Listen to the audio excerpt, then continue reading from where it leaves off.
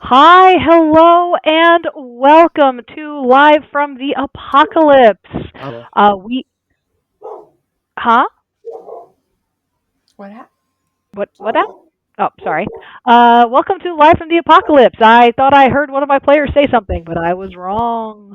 We are raising money. We are a TTRPG studio podcasty place. We raise money for charities, and right now we're raising money for Extra Life. You can donate to Extra Life sort of throughout the space. Let me see. I'm going to drop my link in the chat right now, if it will let me do it. There it is. Through that link, you can do a couple of interesting things. Some of the times, some of the donations will impact the game. You can donate $10 and good things will happen for my players. You can donate $15 and bad things will happen to my players. Someone has already paid for that one twice. I hope you're all ready. Uh, Other things, you can make me draw you a tarot card. You can make you can and other ones I will make you stuff. I will crochet you stuff. But that is not as interesting as playing this game. We are raising money, as I said, for Extra Life. It is a charity that raises money for children's hospitals within the Miracle Network. I'm raising money for CHOP. A lot of people are raising money for Hopkins or other DC area hospitals. That is excellent.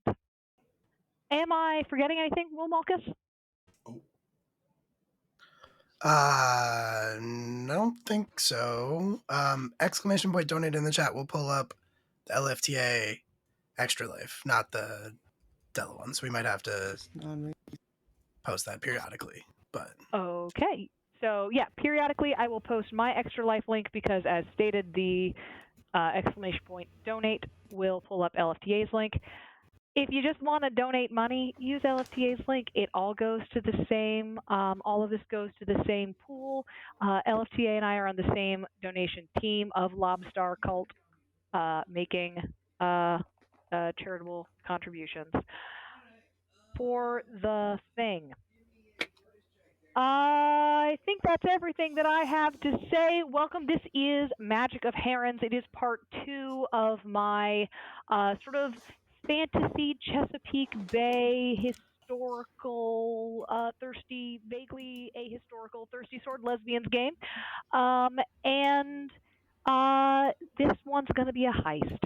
So, without further ado, let's introduce our players. Say a little bit about yourselves and tell us a little bit about your characters. Let's start with Shell. Shell, can you say a little bit about yourself? Yeah, Nadia? I can't hear Della. Oh. I'm sorry, y'all. I've not been able to hear Della, and I'm just trying to. can you hear any of the rest of us? I can hear all of y'all. I just can't hear Della. I would say refresh. Yeah, just refresh refresh the Yeah, audio. just refresh the thing, yeah. Well, I don't know why I'm saying it. You can't hear me. I'll help. What a fucking mood. What a mood. Can you hear me now? Yes, I can hear you now, and I'm Hooray! cool. Excellent. I'm glad it's not something even more foolish than like just the internet deciding to be a fucking weirdo. Mhm. Would you care to introduce yourself and your character? Yes, I would not. I will. Okay. Yes. Hello. I am Chell. I am the person with good words. I use the she and the they pronouns, and I will be playing Ruby the scoundrel who uses the she and the her pronouns. And she's not down bad for anyone here. Definitely not Sansa or San. Yeah, Sansa. She's normal about everyone in this party. Very normal about everyone. Everyone in this game is super normal Mhm. This all is the time. this is normal sword straights. Yeah. This is extremely normal sword straights. Speaking of normal sword straights, Q. and everything that's the opposite of what I just I said. say I don't identify with any of those. Maybe swords. No, no. Hi, I'm Q, everyone's friendly neighborhood cowboy maker, and today I will be playing the Storm Rider, who is the devoted playbook, who is also probably smitten with someone. We'll see, probably. Yeah, excited to play. Fantastic. And next, Will Malkus, tell us about your guy. Hi, hello. I'm going to be technically reprising it. Well, not really. It's not really the same character at all. Played a character in another version of this setting before. And his name is Kana. He is the Bloody. He fishes. He likes to fish. And that's everything about him. That's all he does. That's all he ever has been. It's true. It's true. Nothing strange happening here at all. Cass. Hi. My name is Cass, better known as Yoda or Yoda Almighty. I use she, her, and they pronouns. And I am playing Sasna, who has no feelings about anybody whatsoever and definitely has not ruined anybody's life. What playbook are you using?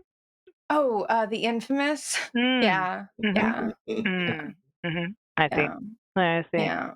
Mm-hmm. Okay. Tammy. So I'm Tammy, pronouns she, her. In real life, trans lesbian, in game cis lesbian. My character is exactly the human she appears to be. Nothing secret about her whatsoever. Nothing to be revealed, ever. It's the Naga playbook reskinned to be appropriate for this setting. Nice.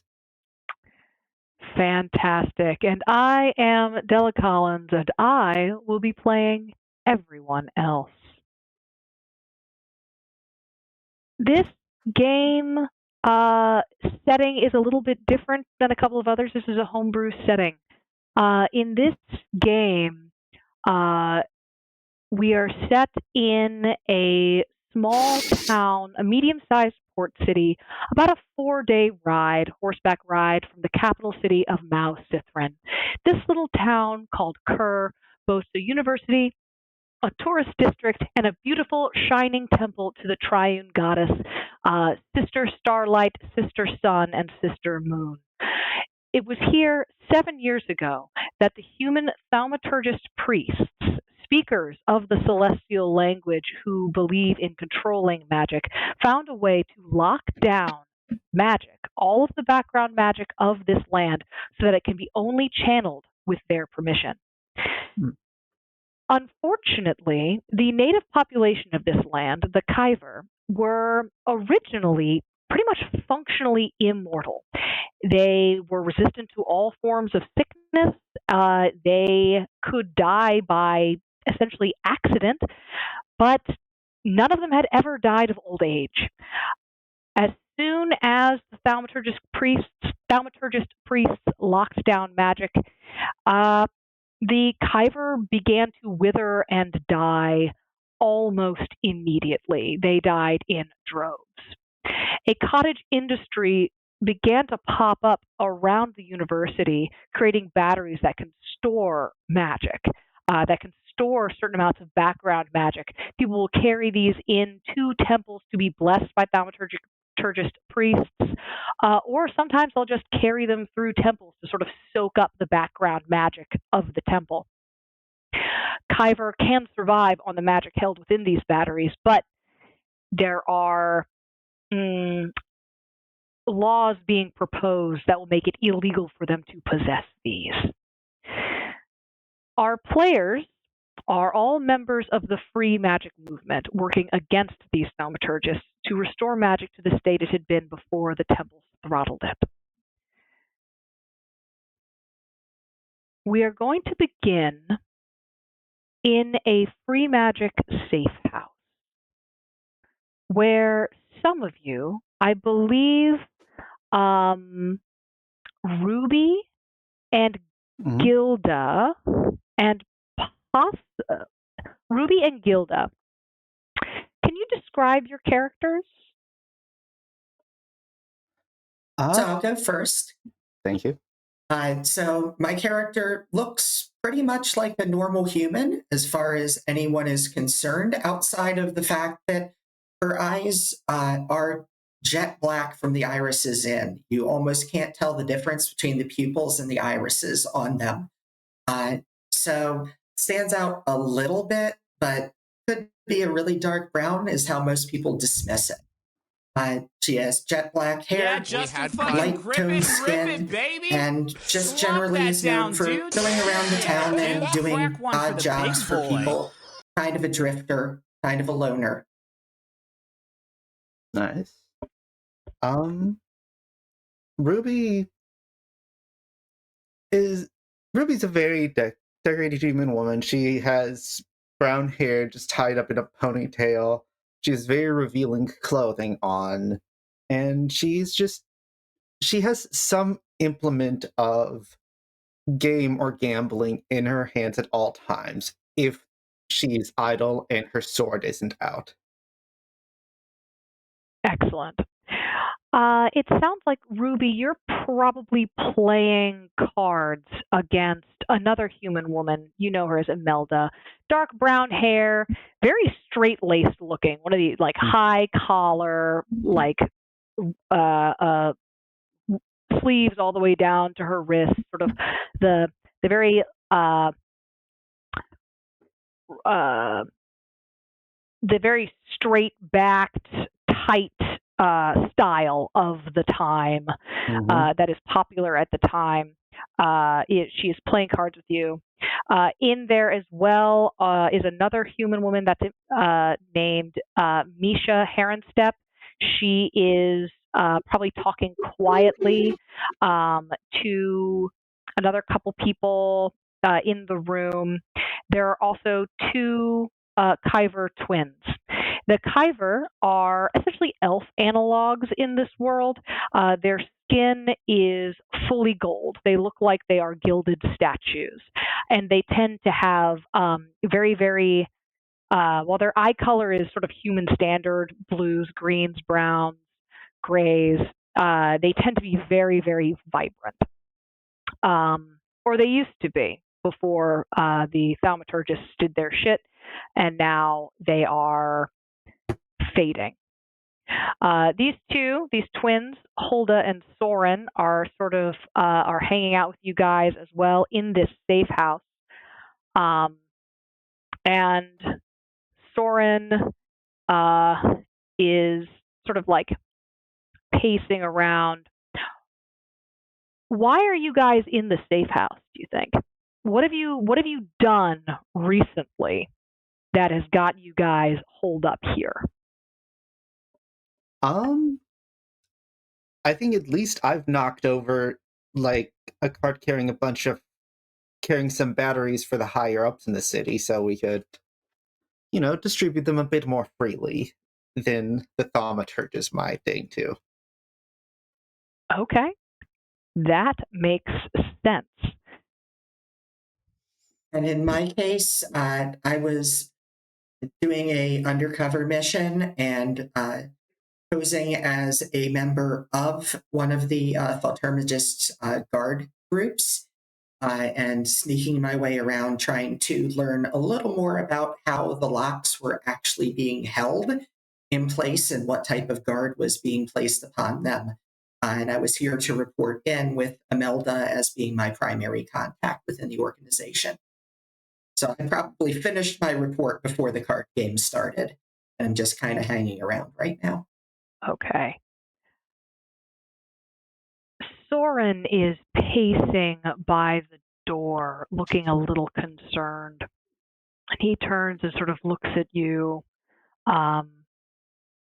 looks at Gilda, and says, "Are you sure you weren't followed?" I'm pretty Sure you sure weren't I was made? not. And the odds of them being able to track me on the way back are pretty slight. I've got a bad I've got a bad feeling. How about you, Ruby? Are you? That was a pretty big blow. Are you positive? And Imelda sort of speaks up from the game and is just like, you worry too much. We're fine.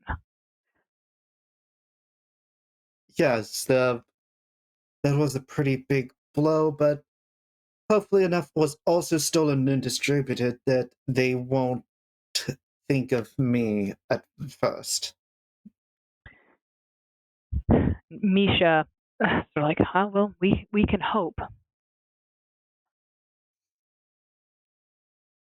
What Anyway, are? Go ahead. no, go on.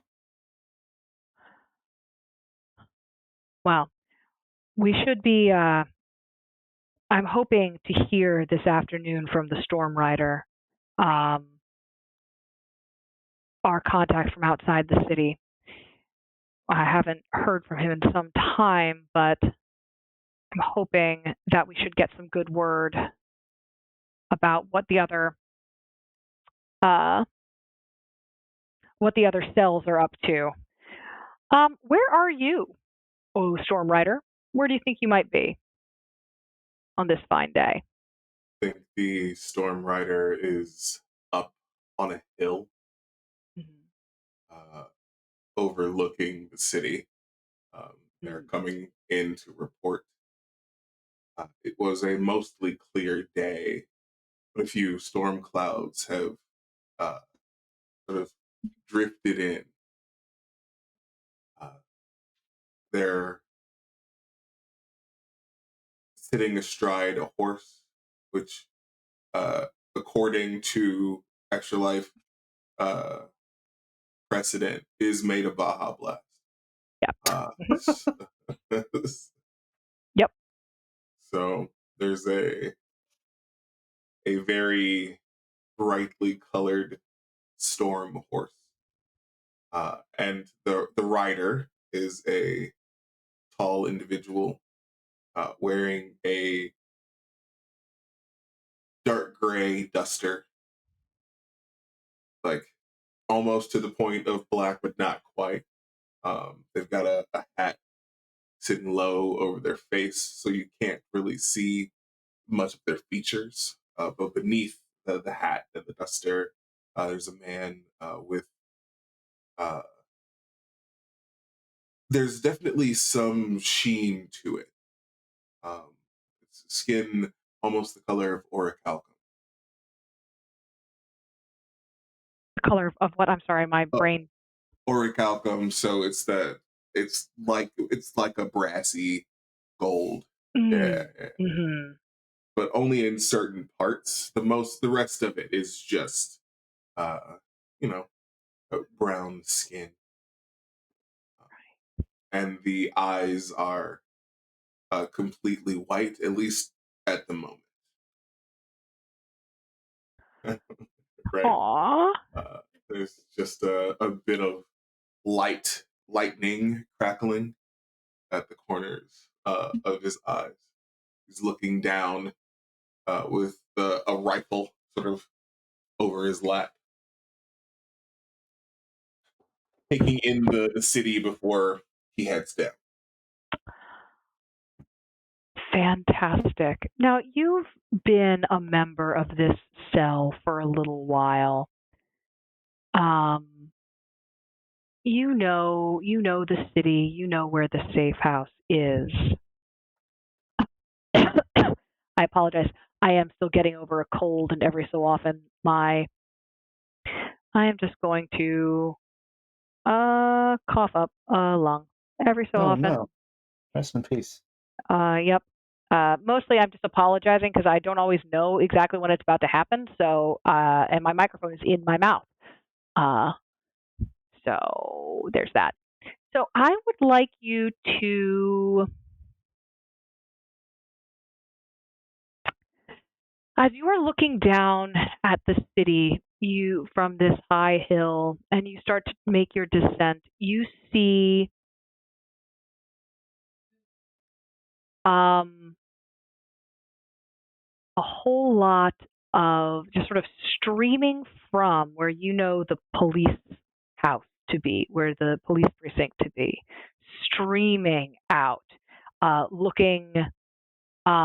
And you've seen it when they do like riot control over at the university, crowd control rather, and usually it's like five guys sort of sent there to just be like, college students, go home, Stop it. children, stop it. This is a college town. A lot of the police here like know people.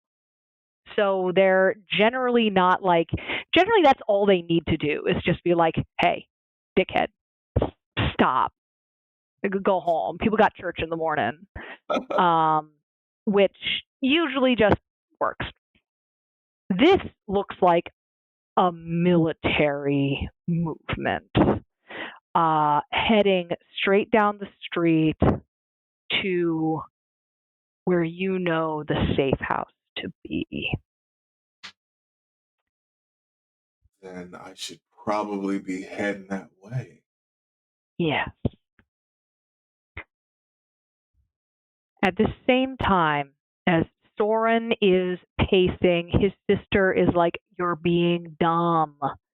Hulda is sitting there, sort of watching the card game and you know, saying that she doesn't want to be dealt in, but constantly like backseat playing Imelda, which is making it really easy for you, Ruby. You are clean. If you were playing for money, you would clean Imelda out immediately. A, she's not very good. B, Hulda's giving away all of her shit.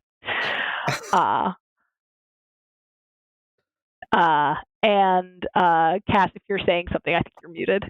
Yeah, okay. Okay, cool. The sort of staying there, everyone is very calm, and then suddenly the door is kicked in. Oh, no. And 4 or 5 armed and armored guards, swords drawn, come storming into the room. What do you do? I will describe the layout of the room briefly. You are above ground. You are not like in a basement or anything. You are on the first floor of a house. There is a back door that you know of through the kitchen. So there's one door that will lead out to the kitchen. Next to the front door, there is a window that will lead you out to the street. You can also run upstairs. There's a second level where you could potentially go out an upper story and get up onto the roofs. If you do want to go down to the basement, there is access to a series of secret tunnels that could potentially get you out of the city. But you know that the discovery of those tunnels would be really bad for your movement. So those are sort of your options. The room is furnished. You are in like a sitting room. There's a table, there's chairs, there's a fireplace. If in terms of like stuff, if you want like scenery stuff to grab onto and throw, name it. I'll probably let you have it. What would you like to do? All right. I think Ruby's gonna toss down her hand face up, like showing that she just had a garbage hand, but she was planning on like bluffing Imelda into surrendering. Beautiful. But she's just gonna draw her sword and be like, Emmy, Michelle, it's time to get some air, isn't it? Take a protective stance in front of them. Okay, I would love you to, let me see here. Do you have there isn't a defend another move, it looks like, but there is either, unless you have one that lets you do that with your playbook.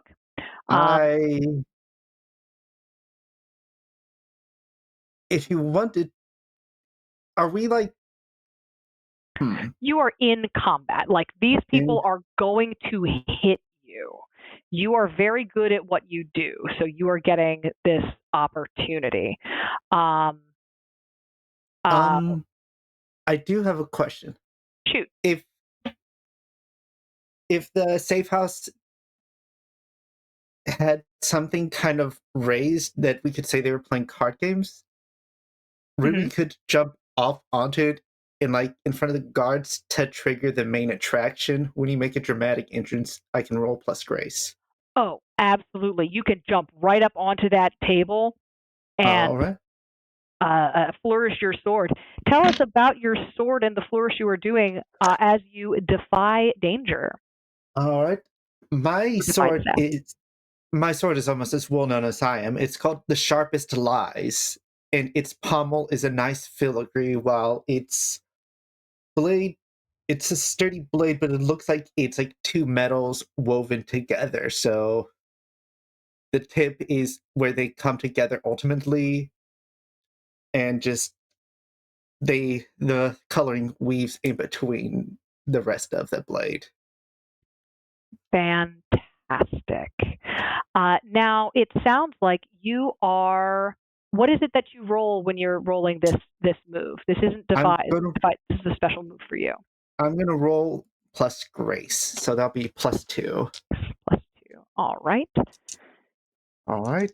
Come on, Cyberpunk dice, don't screw me now. I'll be nice to you, I promise. Dang it. That is only a 5. Oh no. All right. So, let's see. What is the move that you were using? The main attraction. Okay. So, here's the thing. So you rolled a 5. Everyone's attention turns, instead of turning to you, turns to the people to whom you were referring. So you said Misha, Emmy, and because all the cops know everybody in this town, they knew exactly who you were talking about, and they laser focus in. And two guys, I'm going to say guys here. Everyone's in armor. That kind of very, and they're wearing face plates down. This very, it's all like leather armor. These are city police, not military troopers. Even though they kind of wish they were. But yeah, they immediately go for Imelda and Misha. Imelda starts running. Hulda pulls herself up and just busts out a crossbow, like just a full crossbow, and starts aiming it at them and saying, "Get the fuck out of my house." What does Gilda do? So I'm going to try and grab Imelda and anyone else in the room that I can to get them starting to move out. It looks like at this point they're coming in the front door, correct? Yes, they're coming in the front door. And you're in kind of a townhouse situation, so they could be in the alley out back, but they can't like fully surround the house. Okay. If I take a couple steps into the kitchen, can I see out through any sort of a window out to the back alley, or? Yeah, well, that makes sense. Yeah, there is a window out there. You see movement, but at the time of day, I'm going to say you cannot tell if that is just people in the alley, or if it's police. Okay, well, I'm going to hope that this is our safest route out into the street to blend into crowd, and I'm going to try and get us that way first. And once we get out the door, my plan is going to shift. Let's get everybody out first. Okay. You grab, it sounds like you grab Imelda. It sounds like you grab Misha, maybe. They were sort of closest there. You were talking sort of directly to Misha before, and you try to book it. I would love you to roll, unless you have a specific move for this, I would love you to roll Defy Disaster. I don't think and in this case yet. You are rolling with tell me, is this swiftness or elegance, or is this might, endurance, or courage? I will let you either roll this with grace or with daring, sort of depending on whether you're going for speed or going for like muscling these two along with you. Oh, this is definitely speed as the focus. I'm just more like to give a quick push in the direction, and it's the I'm going to cover behind. Get out. Okay. What? Okay, so you are going Rolling for grace. There's one of my. Hopefully, my trans clicky clacks don't fail me now. 9. Hell yeah. 9. Fantastic. That is a. So you are able to get to the kitchen and get back, and you can kick open the door. Tammy, would you want me to spend a string? Because I can, and could I make a justification that me also like jumping down and making a fool of myself bought just a bit of time before they all laser focused on the other two? I will say that if you spend a string, you can slow them down long enough for them to get back and get out. That is entirely up to you and how much you are deciding you are making yourself fodder for the guards. That is your character's decision, not my character's. Yeah. I think that's a completely reasonable thing to do, because otherwise you're going to have to make a choice and tell me what you're willing to sacrifice. Just roboted for me for a second. Oh, sorry. So Ruby can do that. Gilda, if Ruby does not do that, then Gilda is going to have to tell me what she's willing to sacrifice in order to get herself out. I'm not so worried about myself. As long as Gilda's good with it, I'm willing to spend one of my strings on her to give her a plus. That is a plus 10. You do it with grace. You get out to the back alley, and you see that on one end of the alley, you can start to see there are people coming around the other side. On the other end of the alley, I'm going to say that this is when you see a tall figure on a horse. This was where Storm Rider is going to show up. Storm Rider, what do you, as you come into this, is there anything that you want to do? Yes, I would love to shoot the ones coming around on the other end, just like past our people. Full on shoot them. Roll fight, unless you have a shootery specific move. Not a shootery specific, but I took the loyal steed mechanic, which means I get to roll with something else. Tell me all about it. Okay, so I get to. I mean, my daring and my spirit are the same, so it's fine. So my steed is fast and agile, and has a dangerous attack, but it is conspicuous. And stubborn as hell. Okay. Yeah, you got to take the good and the bad, but yeah. So I can roll with spirit, and we are trying to just pow pow. Okay, so are you shooting them, or are you having your steed run them down? Because it sounds like this steed move, this loyal steed move, is you have your horse down. I could run them down, sort of bowl them over like bowling pins. So what I'm gonna say is they're at the other end of the alley. For this, it won't work for that. You could come around the front and get some of the guys that are coming into the house that way. Okay. But the other ones are sort of at the end of the block. They're too far away. You could shoot them with your rifle. Absolutely. They're absolutely in far weapon range. But charging them with their horse, they would be able to get off too many shots at you for as far away as they are. Then I think I'll just shoot them and then just be like, come this way. Okay, roll with fight. Okay. That is a 10 exactly. Ooh. So you choose 3, and your opponent chooses 1 to apply to you in response. You can flirt with or provoke your opponent and gain a string on them. Through violence or cutting words, inflict a condition. Create an opportunity for an ally through prowess or distraction, or take an object from your opponent or seize a superior position. You get to choose 3. 3. Nice. Okay. So, impose a condition. Okay. What condition are you imposing? Frightened. Frightened. Yeah. Yeah, we definitely want to go frightened. I'm going to create an opportunity for my allies because, and then I'd like to gain a superior position. Okay. All right. You can do it.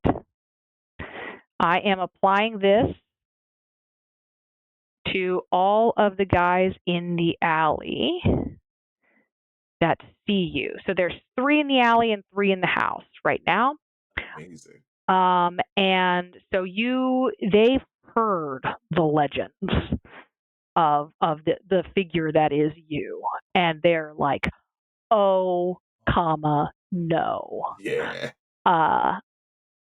And so you lay down covering fire for your allies who are able to book it. Unfortunately, they're going to lay a condition down on you as well.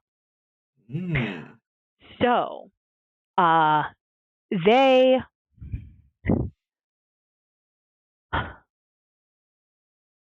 what they're actually going to do in being frightened is they're actually going to retreat and go back around and try to get better numbers and kind of go back around the front of the house. But what they're going to do is inflict the condition that they're going to inflict on you is angry, because you see them recognize you, and you see them go, oh, no.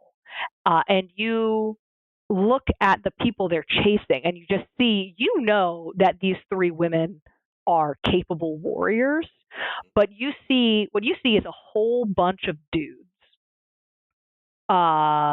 willing, armed and armored, chasing 3 unarmed women. And as soon as they see a guy with a gun, run away, and that pisses you off.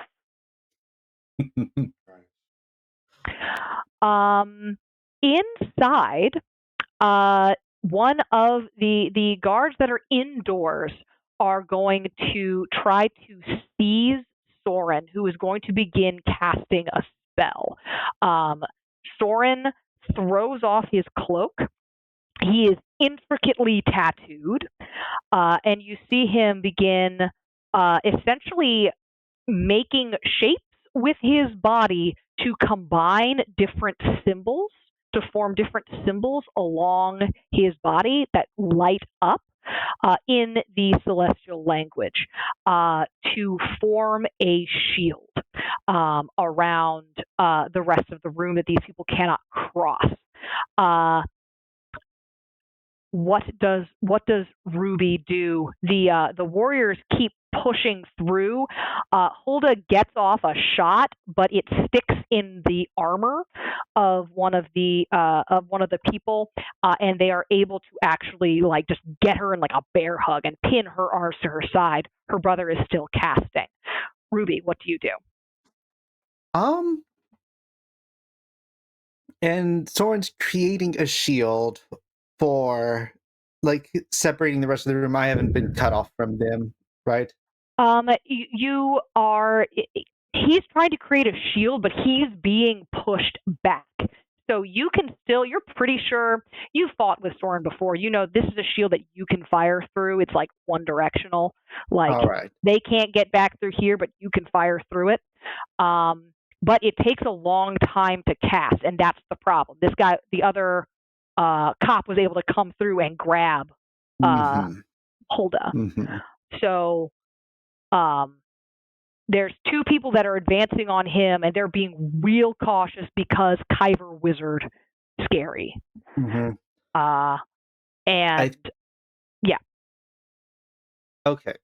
So she knows that Hulda is a fighter and she's grappled right now, but that's when she's also incredibly dangerous. So I think Ruby will try to back up Soren.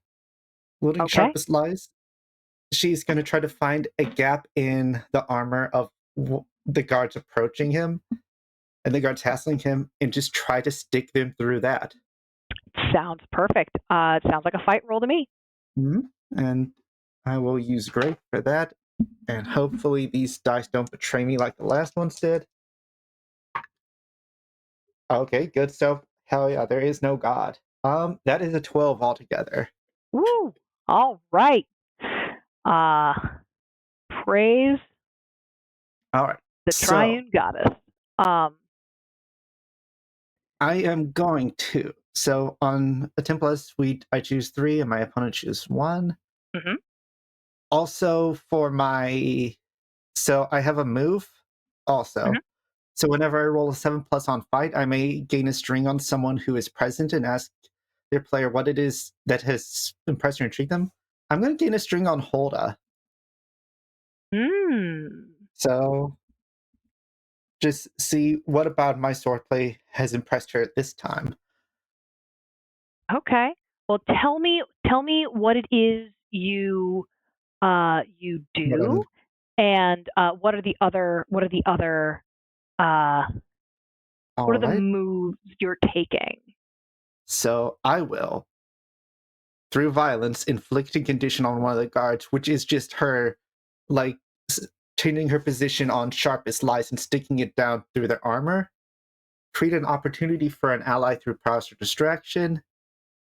And I will...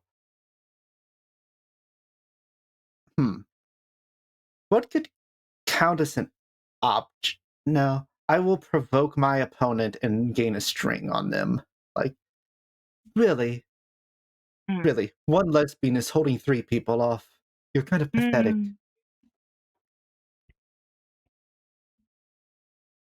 Okay.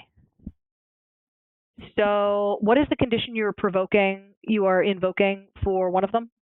I And want are to you make putting one the of them condition? afraid. And are you putting the condition on the same one you're getting a string on, or are you separating that out? I am separating that out. Okay. Since And I want the afraid? one stabbed to run away, and yeah, so frightened, I guess. Okay. All right. So what manages to happen is that Hulda sees you do that, and what's kind of impressing her at the moment is how well you distract them from going after your spellcaster. What works is that Soren is able to get this spell off. Like the shield spell comes down. And she is able to sort of like does a thing where she throws her head back and like breaks the guy's nose. Mm-hmm. Soren looks at you and says, "Run, run, go, go!" And he goes to try to free Hulda from this other person. Do you go? I think trusting her team, I think she will go. I think she trusts Soren to know what's going on. So okay. Back in the alley, the guys sort of ran back around the front of the house. What are you guys doing? Well, first off, I'm going to try to say to the Storm Rider, can you get these two out of here Soren and Hulda take should care be right of behind myself? us. Yes, of course. Okay. So you get those two up on the horse. Misha actually says, "No, if they get all of us, it will be a disaster. I'm going to go this way. I'm going to go get the others." and sort of alert the others. And you see her pull out a battery and a necklace with a rune, a celestial rune, that essentially, or a series of celestial runes, and she says a word and goes invisible. And you can hear her footsteps booking it. So you've got Imelda on your horse. And Ruby comes out through the thing, and Ruby, you say, the two. Sorry, they've. My brain just fried. That's fine. Soren and Hulda should be behind us. He put up one of his shields. Okay. I'm signaling again. Get out. I'm covering us. Okay. I'm going to get to the I'm corner. gonna reload my thing because. Okay. I got it. I'd like to get to the corner and see what the environment's like. Because I want to be able to make use of something to be able to slow down the guards. And I have to know what's there. I would like you to defy disaster to remain unseen. Well, there's going to be another thing that will lead me to not really be noticed in a second, but I need to be around the corner.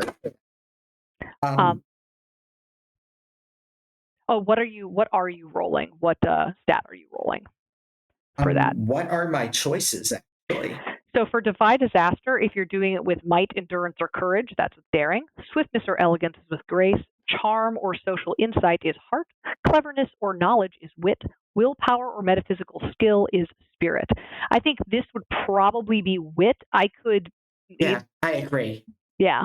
I agree. This is more of a wit thing because I'm trying to figure out something on the fly that I can do to buy the team time. Yes. And that would be a 10 with Nice. +1, so 11 with wit. You guys are rolling so well. So what you see, unfortunately, is you see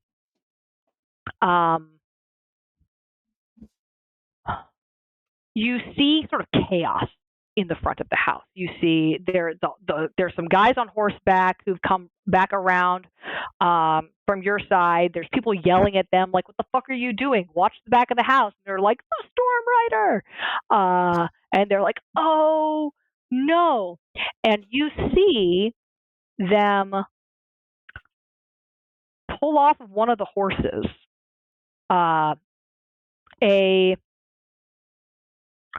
it looks like a crossbow. It has a crossbow kind of stock, but like a shotgun barrel. So it's like it's a dart gun basically, but this is not something that you've ever seen before. It looks like kind of looks like it's combining the worst of both worlds. Like it's not a weapon that seems to make sense to you. And you they hand it to someone, but the way they are holding and handling this weapon indicates to you that they perceive that they are handling something special and dangerous. And you see them take it into the house. Okay, into the house. What am I seeing as far as like civilians responding to this, things that are in between where the alley comes out from the kitchen and where the guards are right now? What do I have in my environmental control area? A lot of people have like just run inside to be like, I don't know what that is and I don't want anything to do with it. The people who are kind of watching are mostly like watching from like second story windows, like, oh, this is what I'm going to be gossiping about tomorrow. But there's a lot of the people who were just sort of out on the street, and the people who had been in the back of the alley have cleared the fuck out.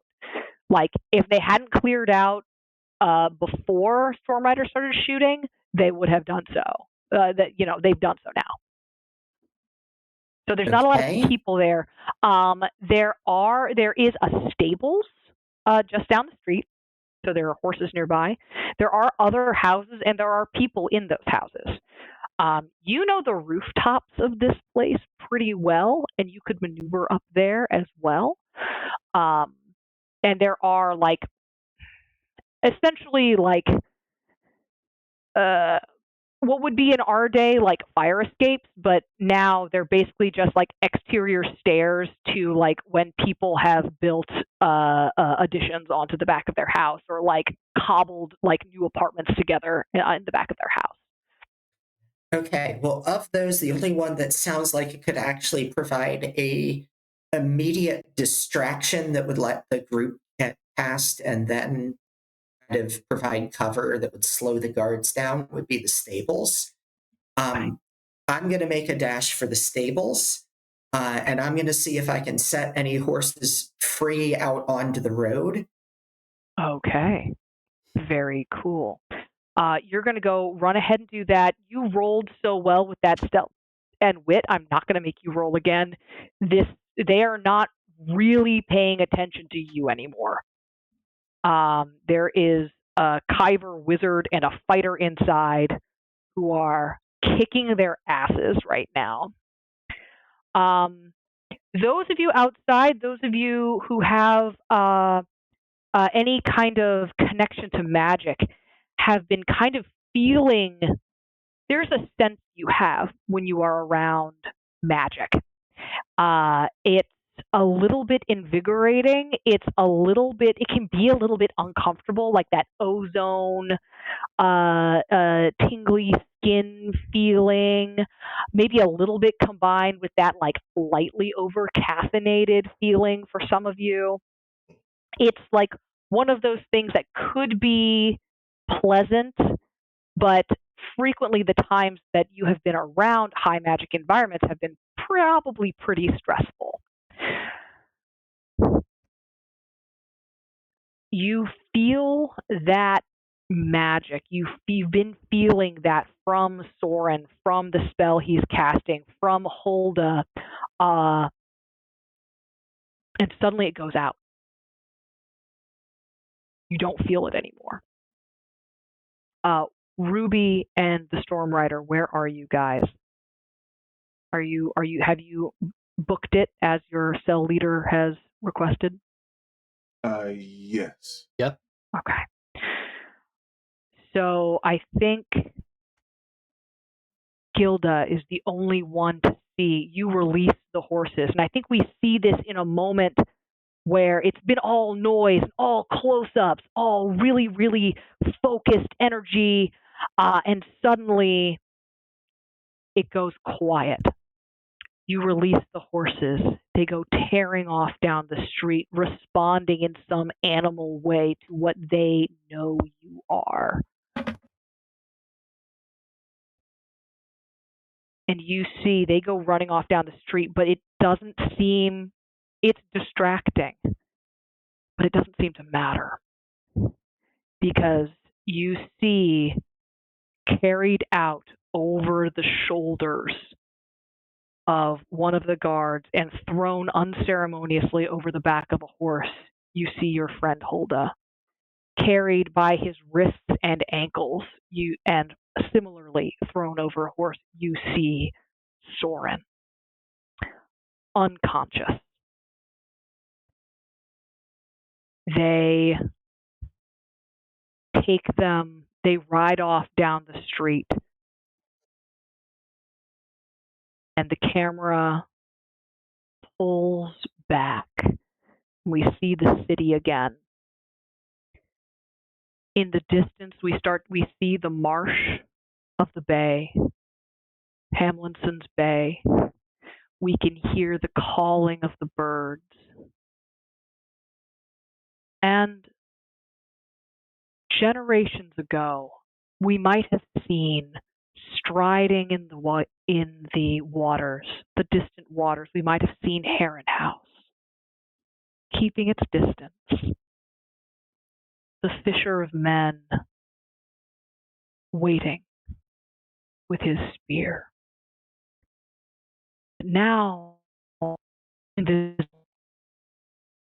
and it's hard to know in this moment If it's invisible because it's left, has this specter also left the world in the absence of magic? Or can we not see it because it is above us, waiting for us?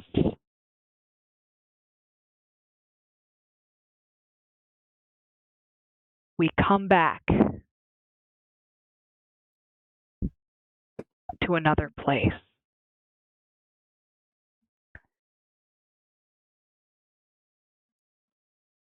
Kana,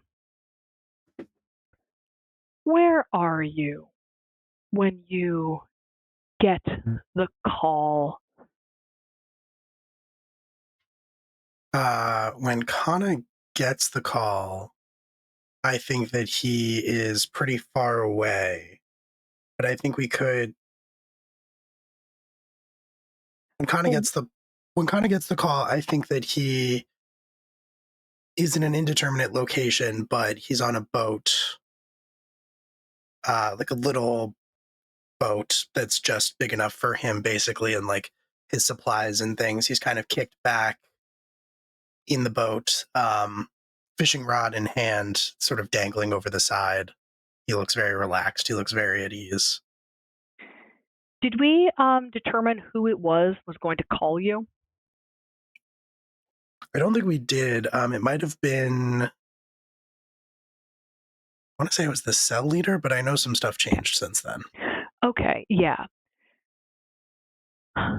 So you are on a boat fishing, and someone in a canoe paddles up beside you. Very sort of, they're not being sneaky in their approach. They wave, and they come up beside you. And you recognize Misha Heronstep. You have seen her before. And she sort of pulls up alongside your boat and says, Kana. Do you want to do description? Yes. Tell us about Okay. Kana. Kana is difficult. Kana is nondescript, but difficult to place in terms of age, for sure. His hair is bristly, and there's definitely gray there, but it's hard to tell how much of it is natural and how much of it is, or how much of it is from old age and how much of it is natural, especially because he keeps it so short. There are definitely weathered lines on his face in places, but he is a fisherman, so he is very tanned, and that adds to that. He could be in his late 30s, he could be in his early 50s, and he dresses in these very sort of like baggy types of fisherman clothes. They have they're decorated with intricately designed fish, waves, water motifs. Um, all of it fits very loosely on his body, so it's hard to get any sense of his build. And he has a white and blue headband, a white headband with blue stripes on it that is pulled down on his eye, over his eyes when this person stops by. He has a little bit of scruff on his face, and I think where the sleeves of his shirt are kind of billowing as he crosses his arms, as they sort of pull back when he reaches up to lift the headband off of his eyes. We can see that there are lots and lots and lots of tattoos of a similar, primarily, it seems like similarly, fish, waves, ocean iconography. And he looks over very sort of nonplussed. He has these bright blue eyes at Misha Heronstep.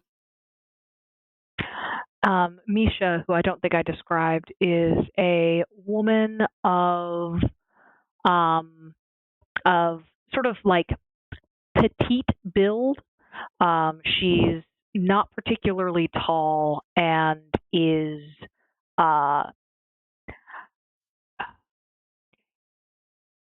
one of those people who would probably be could be plump if she ever got enough to eat, but is one of those people who just kind of is rangy. She has a very round face, but is like wiry, rangy looking. but she approaches you, and she's approaching you with a certain amount of calm. And she says, "You you come highly recommended as a problem solver." Unless those problems involve mackerel, I don't think we're on the same page. They involve thaumaturgists.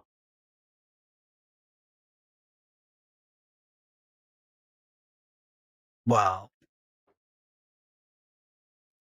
I don't know what I could possibly do to help you with any thaumaturgist problems. Just a fisherman.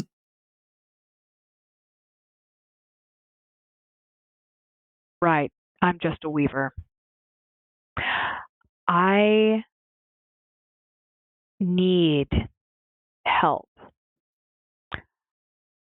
Two of my friends have been taken prisoner, and I need to get them out of thaumaturgist custody before they're taken to Mouth the Thren. They're both Kyver. They will both die if we let them stay too long. And you can hear her voice shake when she says that. I need people. I don't know how much you remember about the town of Kerr, but I am surrounded by students who are lovely people, but who don't really know what they're doing. I need people who know what they're doing. And I hear you know what you're doing.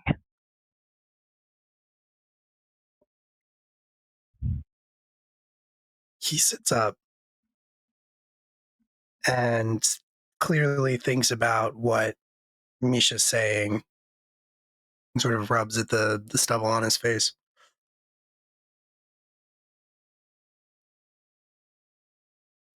I just want to make sure that you understand what you'd be asking. Because if I come to Kerr, help you, get your friends back,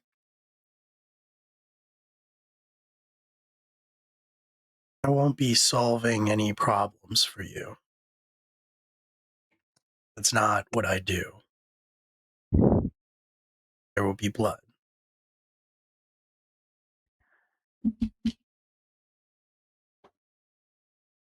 She leans over and puts an arm on your boat. The wall, the sides of your boat are a little higher than hers. So she sort of puts her arm on there, puts her head on the side, and she says, "Mr. Kana, my problem is too many alive thaumaturgists. Does that sound like a problem you can solve?"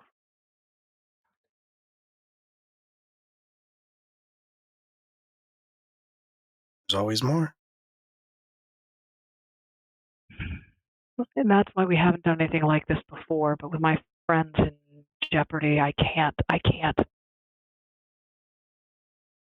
There will always be more, but we have to do what we can.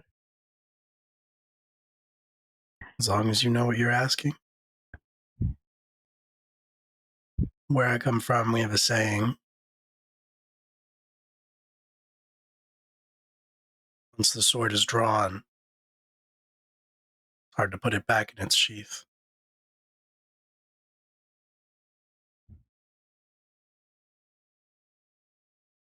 Are you trying to influence Misha or potentially entice her? What are you trying to do in this moment? I'm trying to make sure right? Yes. Yeah. Yes. I'm trying to make sure that she knows what she's asking for. I'm trying to make sure that she understands that if I come to help her, it's going to be a bloodbath, and they're probably going to retaliate. Okay.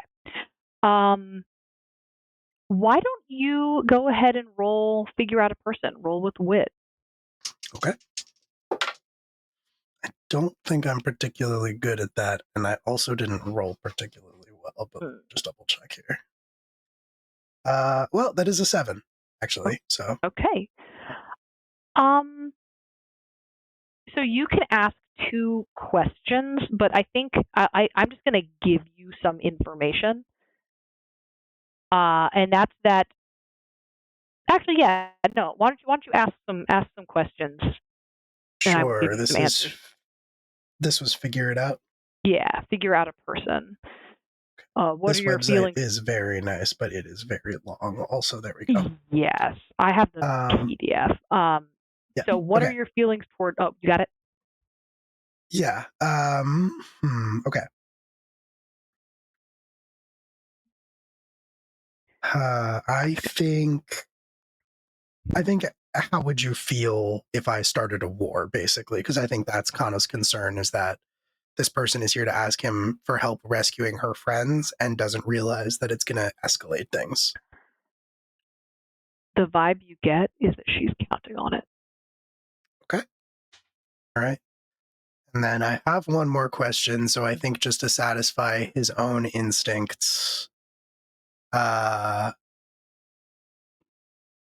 what do you love most?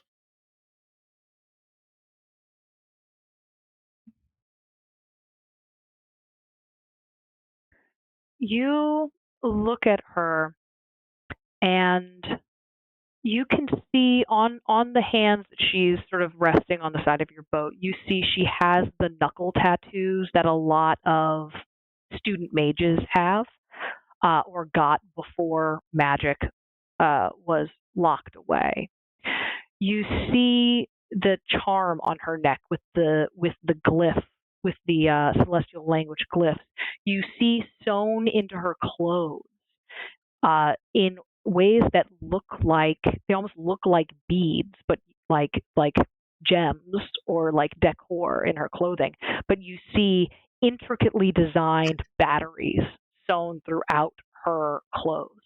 This woman loves magic, has always loved magic, and now it's inaccessible. And she has been trying to sort of do this thing in this very like pro-social, social justice-y thing, but the thing she is willing to fight and die and kill for is magic itself. Okay. And she gets to ask one of me, since I only got a 7 to 9, if she wants to.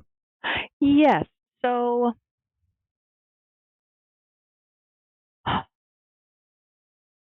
I think her question is going to be, what are your feelings toward war? Like, how do you feel about starting a war?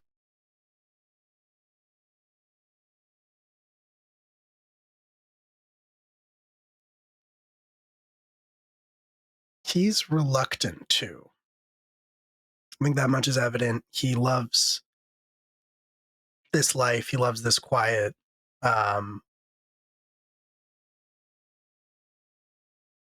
But I think that there is fire there as well. And I think that's exemplified when he pulls his hand away from his face and he kind of stretches and looks at her again and says, "You know, we lost the war. Really willing to start another one?"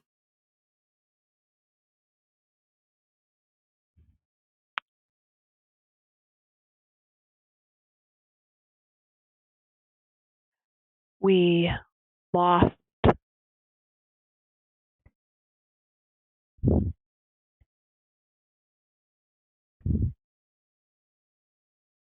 there's no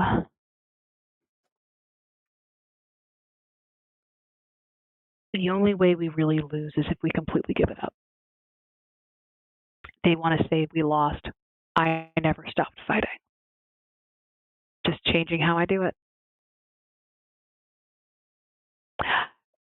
I'm going to go ahead and say for the viewers and also for Kana, this woman is too young to have actually fought when the wars when the wars between when wars were happening. So This is a little bit, her parents probably did. She might have had older siblings who did. She might have, if her friends were Kyber, they probably fought. So she knows the stories. This woman has not yet seen war, but she's talking a good game. And she is clearly devoted to the cause.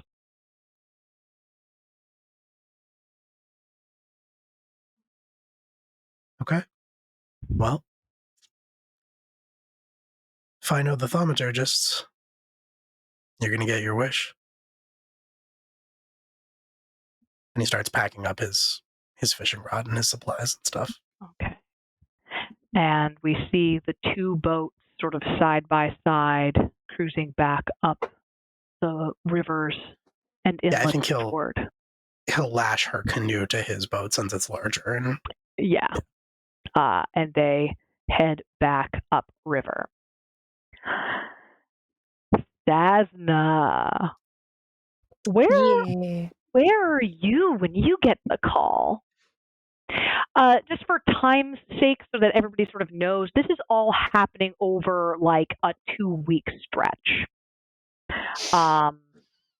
Where are you when you get the call? Working. Okay. Working. I'm on a job. That's fine. And the only person who knows how to contact me when I'm on a job is our local lightning buddy. Mm-hmm. So he better not interfere. I'll be upset. It is awfully important, local lightning buddy. It is important. I think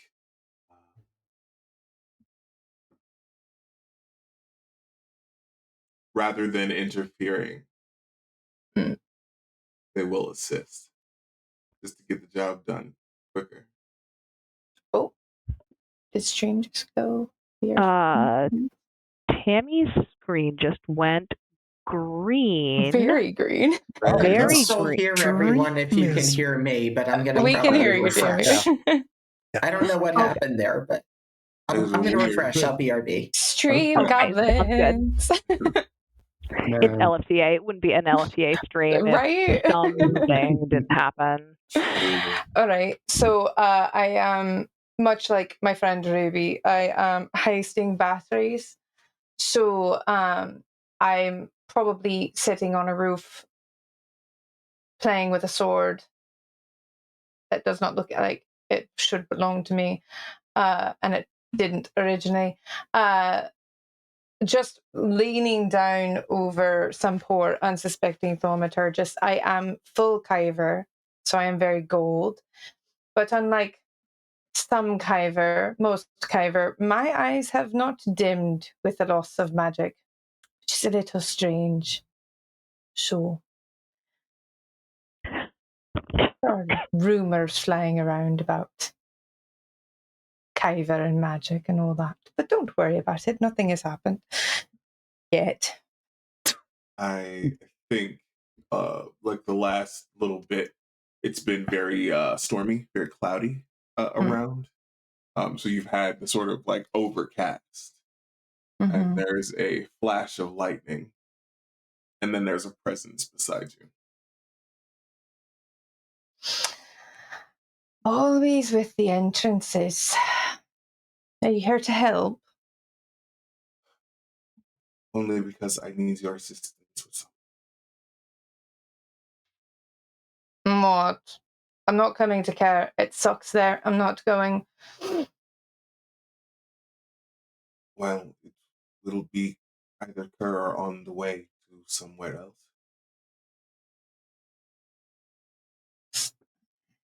Somewhere else? Yes. If the next, don't say mouse different. Don't say it. Then I won't say it.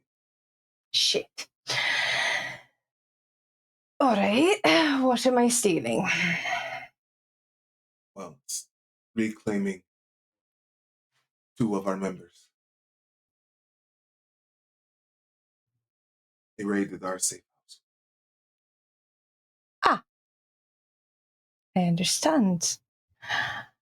Well, if I'm taking on thaumaturgists and their little pet guards, I'm going to need every battery in that wagon. Then I suppose we'll have to get every single one. After you, dear.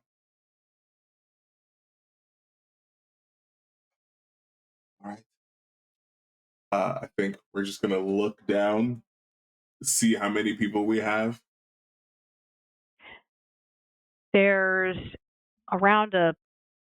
there've been a bunch of raids on batteries, some of them from you guys, some of them from just regular old bandits. So there are 5 guards you can see, and you know that there's at least 3 you can't. Gotcha. And it's a big. It's not like a covered wagon. It looks more like it's just a big reinforced box. People are not designed to be in there. You would also know that much concentrated thaumaturgic energy is really bad for people.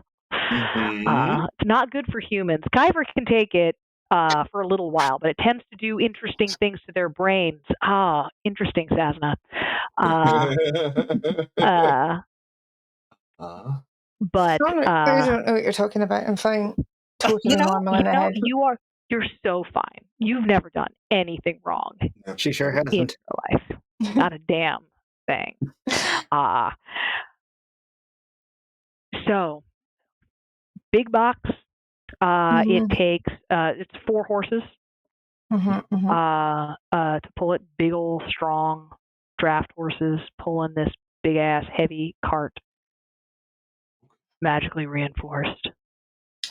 So I think the plan, the idea, is to jump down sort of superhero landing. Yeah, Q. I think you'll get this reference. I am the Red Robin to your Red Hood.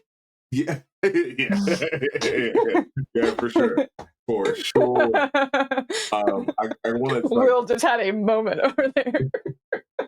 Jump down, superhero landing. Sort of send out a like a pulse to sort of stun everyone. Incredible. You send out this massive pulse. We see the shock wave in the dust, and we see the soldiers rock back. How do you enter, Savna? Whichever one managed to stay standing, I put a sword through their skull.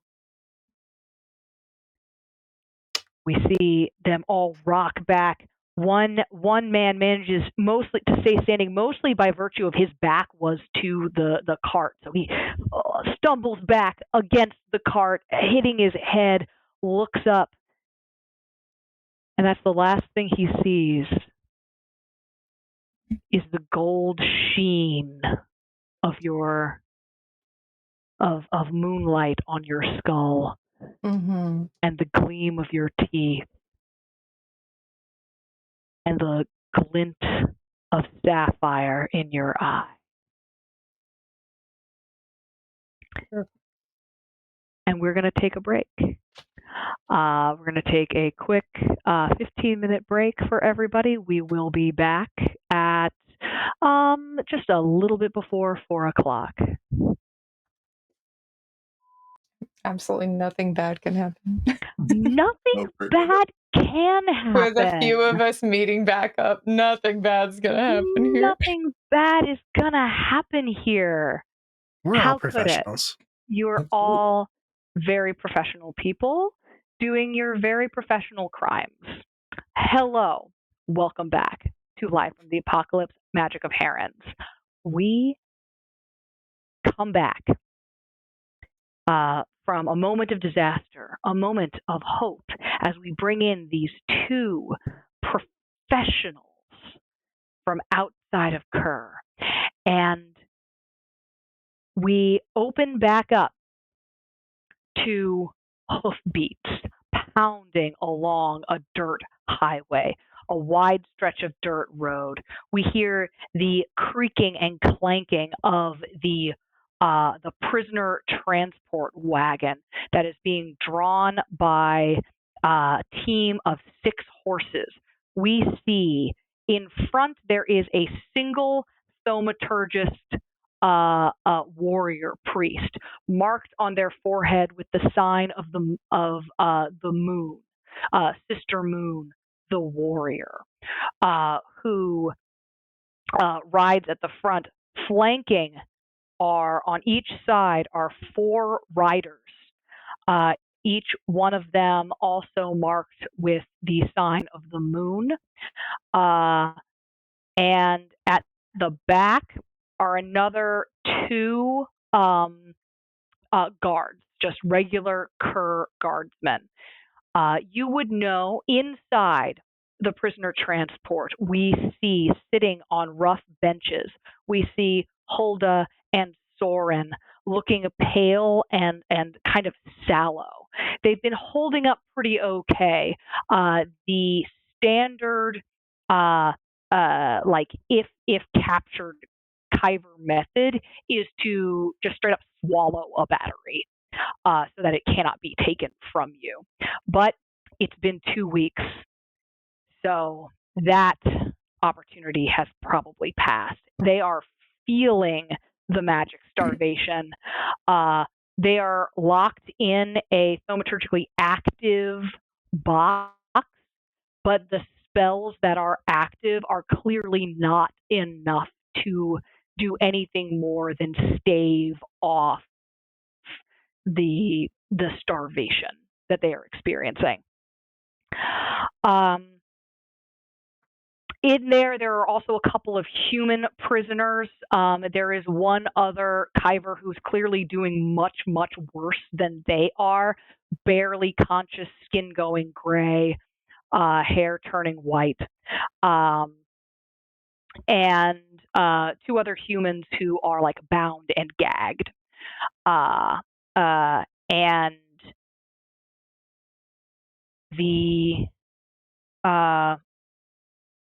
the prisoner transport continues forward at high speed. They know that the people within are dangerous. The humans within are dangerous. The Kyber within are dangerous. And they are not taking any chances.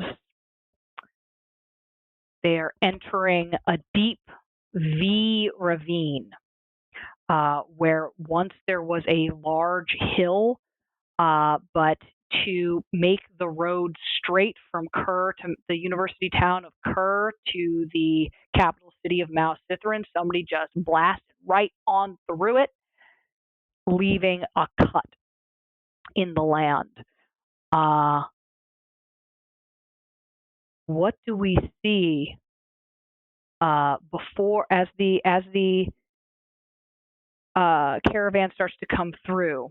Where are you all arrayed? I think I see my character as the one that's going to be at the more entrance to the ravine and is going to come in from behind, trying to get past the 2 guards there and be able to work on freeing the prisoners. Can I retro say that knowing what was going on with the batteries, I would have brought some spare ones to give to, especially to our wizard, to start unleashing? You all are well supplied with batteries from the Storm Rider and Sasna's raid earlier. So you all are well stocked. So we see sort of at the entrance, hidden from view, we see Gilda. Our camera sees Gilda, but will the riders? How about you, Shell? Where is Ruby?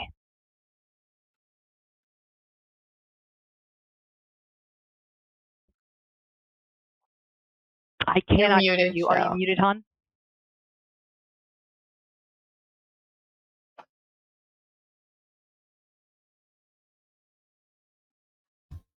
I'm still not hearing you. Keep looking at that. I'm gonna go to the Storm Rider. But we're gonna keep trying. We're gonna push on through these technical difficulties, and I'm going to fight the internet. Mm-hmm. The Storm Rider is above. Yep, at the high Oh. point of the ridge. Oh yeah, absolutely. Just looking down at the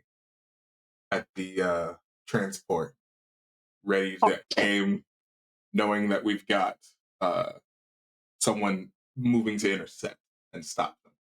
All right. Shell, are we back? I don't know. Are we? Yeah, hell we are. Let's fucking yeah, go. let's go. All Where right. is Ruby?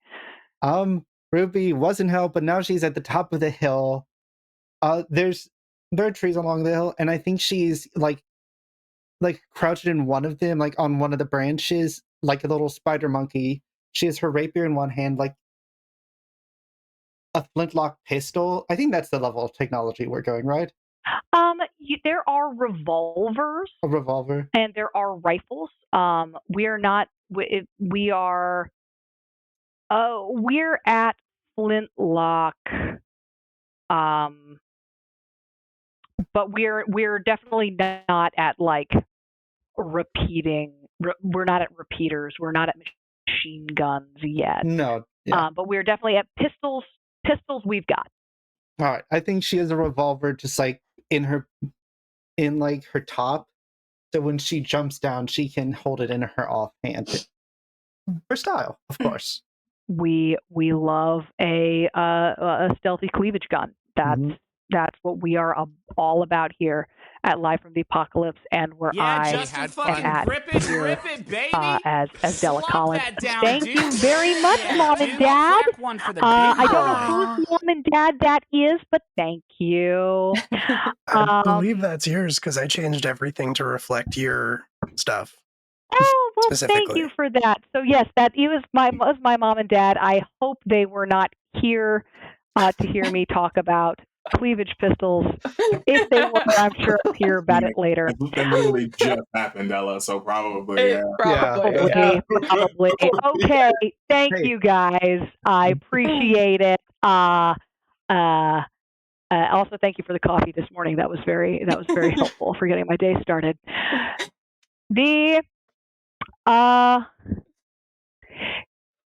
So you're hidden up there. How hidden are you guys? I know that Gilda is hidden. Are Ruby and the Storm Rider trying to stay hidden as well? I don't think she's on the front branch, but I think her main method of hiding is counting on the thaumaturges and their guards being too concerned with whatever in front of them to look up the ravine. Okay, so you are sort of like farther back. We've got one person in the front hidden to kind of duck in and cut them off. Q is up at the top. The Storm Rider's up at the top. And you're sort of towards the back half of the ravine? Yeah, I'm sort of towards the back half of the ravine, waiting to jump on top of the cabin wagon when it passes underneath me. Excellent. Okay. Kana, where are you at?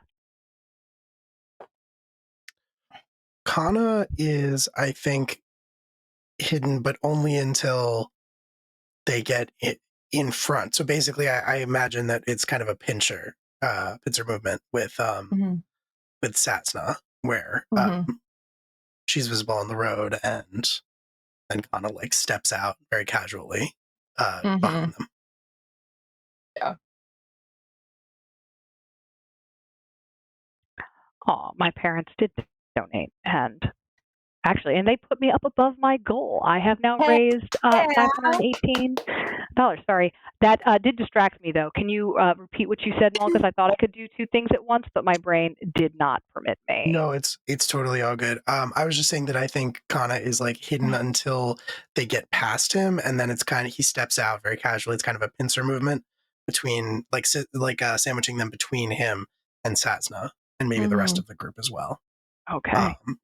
So yeah, he steps out. He's kind of got like the fishing rod over his shoulder. It's balanced very lightly in his hands. And the goal is to do that after they enter. Yeah, exactly.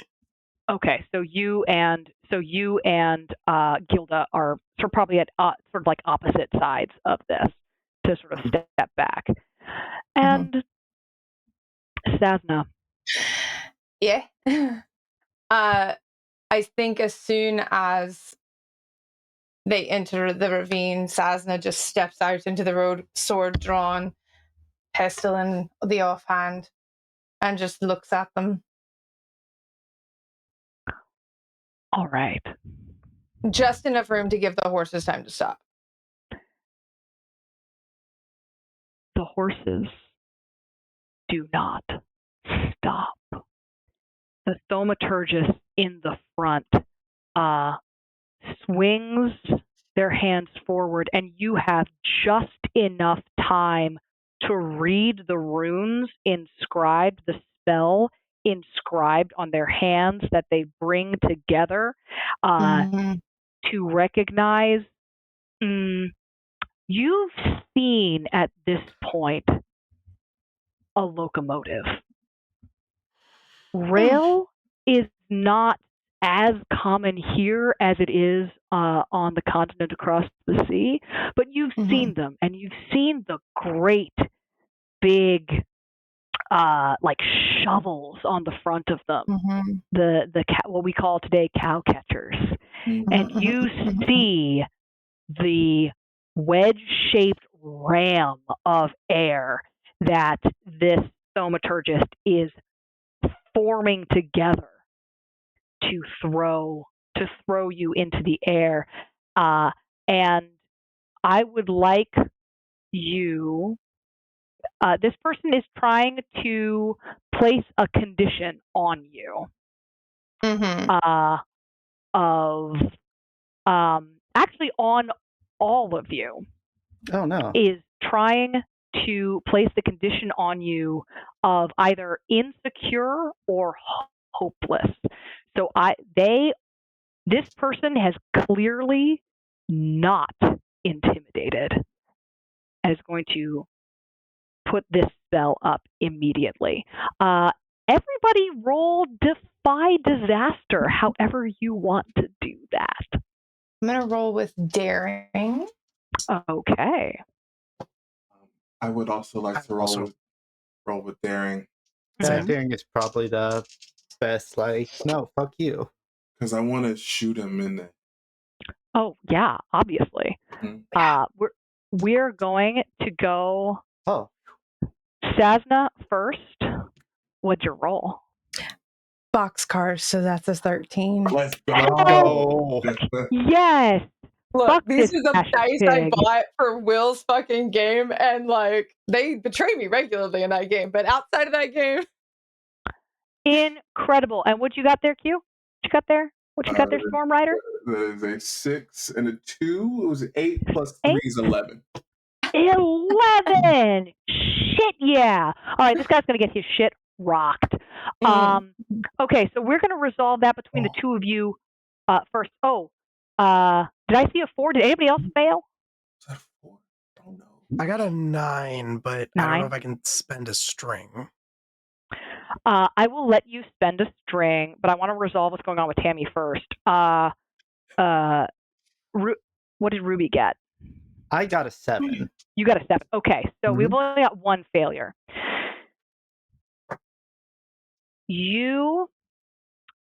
What happens for you is as you're not able to see what's going on up ahead.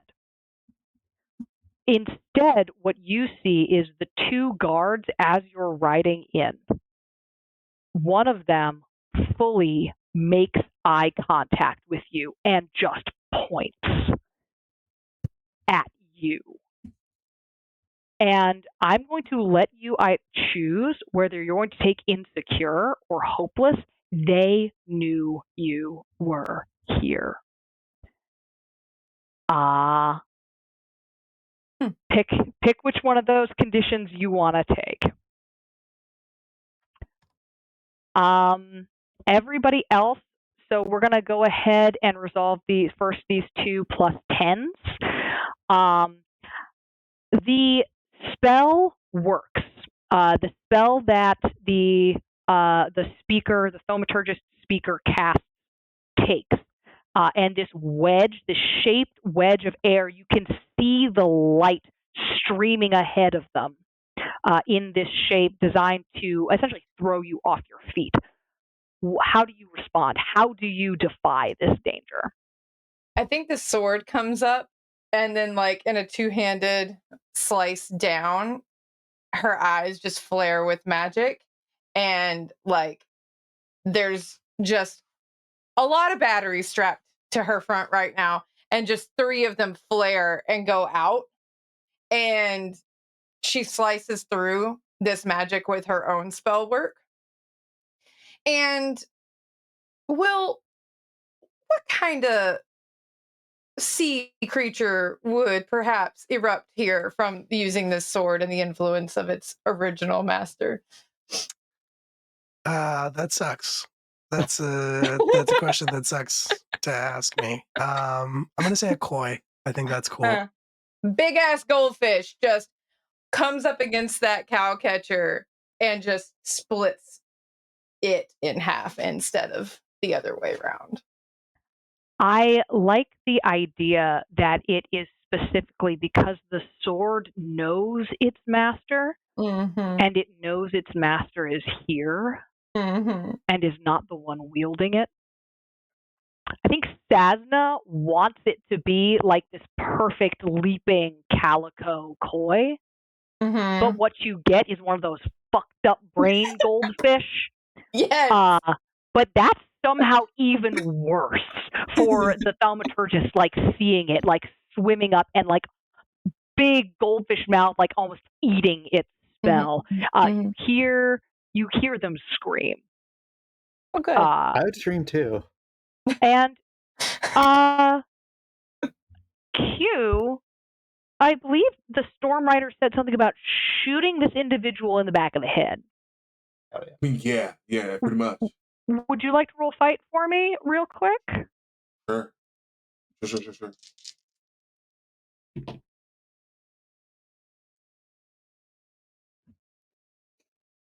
5 plus 3 is 8, plus 3 is 11. Okay.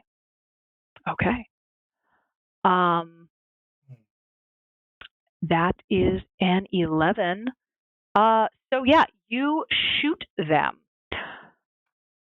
And hold on, because I'm devoted. I really feel like there's a thing that I should be doing.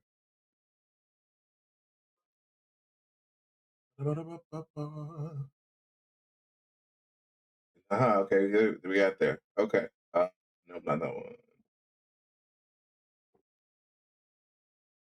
one. So when I fight the enemy of my devotion, which I feel like this counts, Yeah.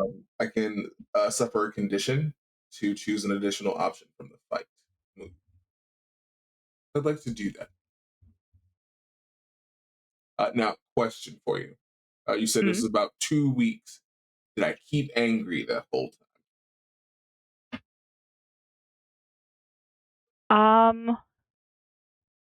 Do you keep angry that whole time? I'm gonna say, let's see. How do you stop being angry? People.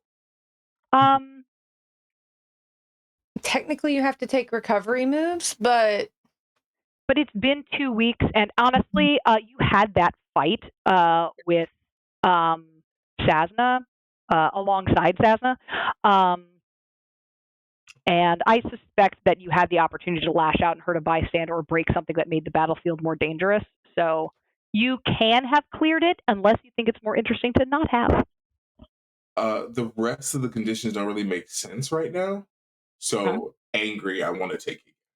We'll keep it, but I just wanted to be able to take it now. Okay. Because I tried to hurt someone I care about. So you're taking a condition in order to take another option, yeah, on the fight move. Okay. So what options are you taking? You are just fully shooting this person. Correct. I want to take his brain from his head. For one, I will Yep. let you take multiples of these. So if Okay. you want to inflict multiple conditions or take multiple objects or something or create multiple opportunities, you can do that because Can I take control of the vehicle, or take it away from him? you can take he is not the coachman. He is not driving the vehicle. He is Okay. in the coachman is listed here as a non-combatant, but they are there. I Okay. should list them in our thing here.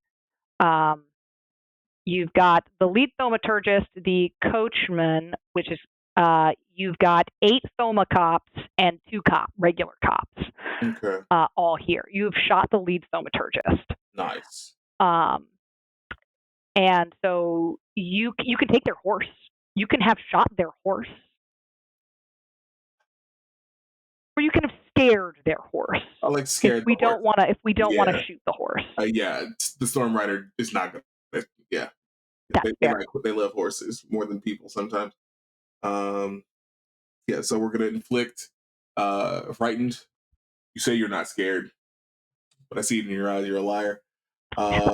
We're obviously gonna create an opportunity, and we're gonna take the horse.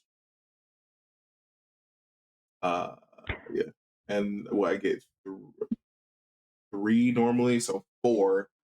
I want to provide 2 opportunities. Okay. Anybody here can just go ahead and take those opportunities. So this person, you shoot, your bullet pings off the back of a magically reinforced helmet. You can see the little gold spell work, and their head rocks forward and knocks them off their horse, and they have fallen. They hit the ground and roll, and you can see them. They're terrified. You. They're afraid. They just get out. But right now, they're terrified because there is a whole cartload of horses about to. There are 8 horses about to trample them because they've fallen directly in front of the path of that caravan. So we're going to go to Malchus. You rolled a 9. Did you want to make that a 10? Too? Absolutely want to make that a 10. Hell yes. So you see this scene. That like path clearing spell was dispelled. The lead thaumaturgist is down. You heard a familiar shot. You heard a familiar shot. Yeah, that was the string that I was thinking about spending. Yeah, that's fair. What would you like to do? He's a little like exasperated as he's like taking the fishing rod down off of his shoulder, and he's just kind of like great. Guess I know everybody here. First the sword, now this is perfect. Love that. It's great. Heads up would have been nice. But then how many are like left standing? So you have lead thaumaturgist is down. I know that. The lead thaumaturgist is down.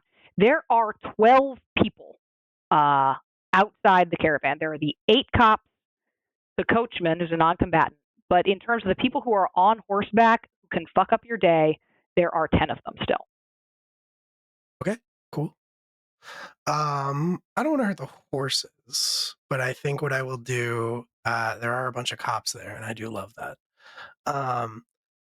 So yeah, I think as he gets the fishing rod down off of his shoulder, and he's like holding it, he's kind of twisting it somewhere in like the middle, and with as he like sort of gets the end of his muttering about himself, he takes a deep breath because it's been a long time since he's done this. And then he starts to draw the blade of his sword out from inside the fishing rod sheath. And I gave it some info. Sorry, I just want to make sure that I get this right. Yeah, so he pulls down his weapon, starts pulling it out of the heft. Yeah, he starts to draw a Kaikawa for the first time in a very long time. So basically, he separates the haft and he starts to pull it, and as he does, he flicks it to the side, and a 10-foot long blade flicks out from inside of the sheath. But it's perfectly flexible. It's very thin. It's kind of like a metal ribbon more than anything, which is typically how he fights with it, and it's the reason why it fits so well in the fishing rod. But for this purpose that he's about to use it for, he doesn't need that. So with a very skillful flick of his wrist, he kind of like throws the 10-foot blade out to the side, grasping it by its almost spear-like haft, and the blade straightens and becomes rigid, like a regular blade. It's just very, very long and very, very sharp. It is basically a snap bracelet sword. And yeah, he takes a stance and he holds it low, and then he basically like launches himself forward. Takes a second to gather himself, launches himself forward directly towards that gathering of the police, the cops. Ideally doing the like anime like slash by, right? The like running through, sliding to a stop on the other side with just like the flicker of light off of the blade. Yeah. Okay, as they are desperately trying to stop so they don't run over their boss,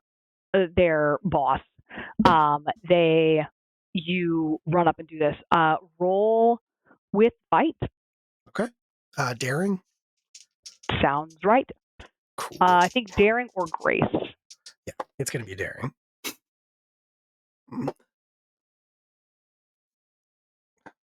Okay. That is 7, 8, 9, 10 with daring. But I'm curious. Have anything as the bloody? Mm-hmm. Sorry. So if you have anything as the bloody, I do have a thing as the bloody, but since I rolled a 10, I don't need it at this particular moment. So yeah, that's a 10.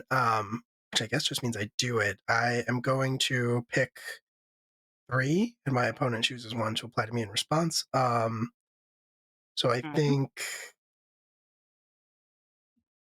take an object from your opponent or seize a superior position. I think seizing a superior position in this case is going to be ideally taking them out.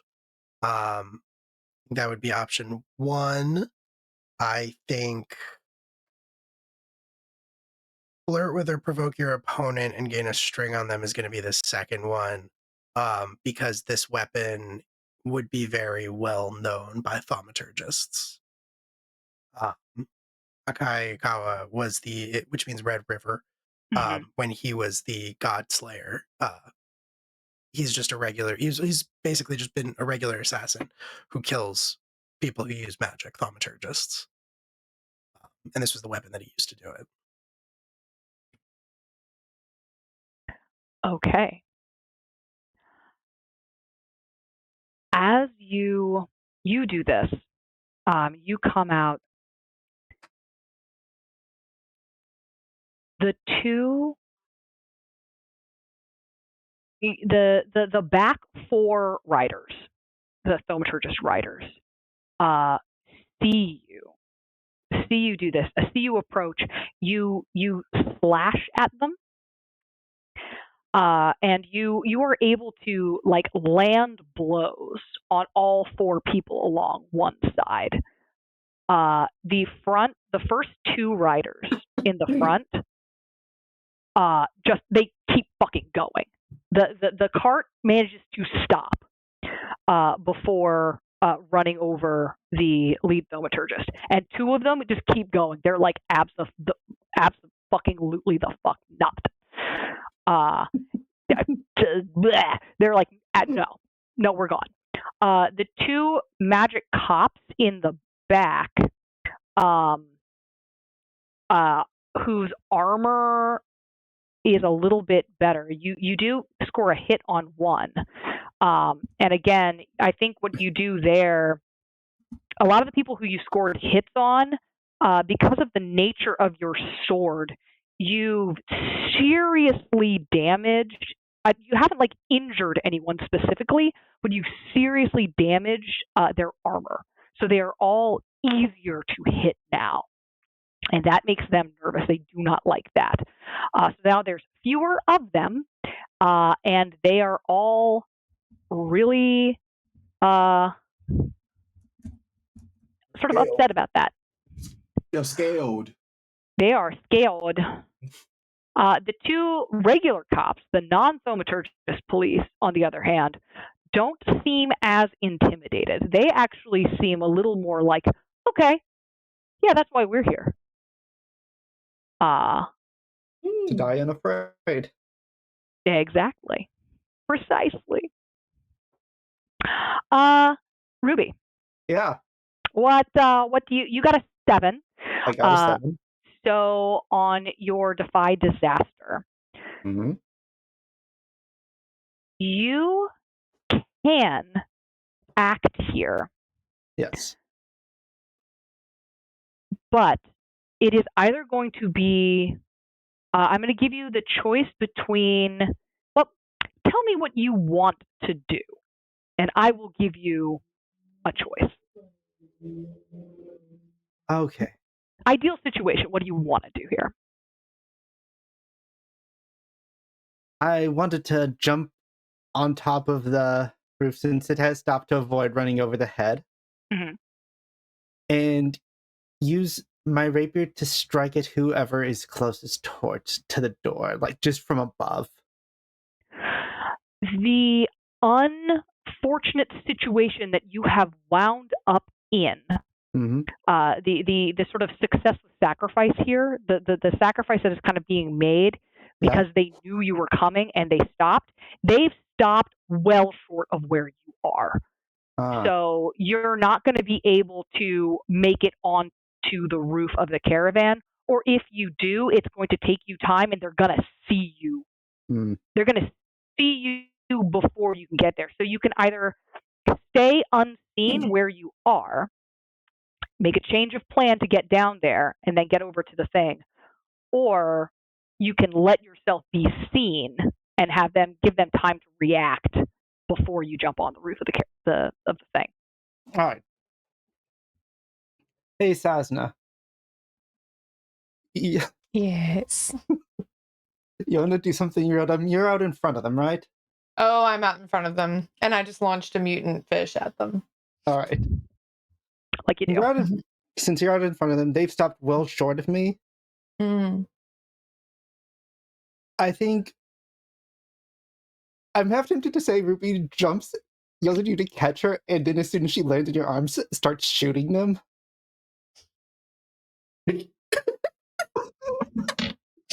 I fucking support this. Let's go. Let's fucking go.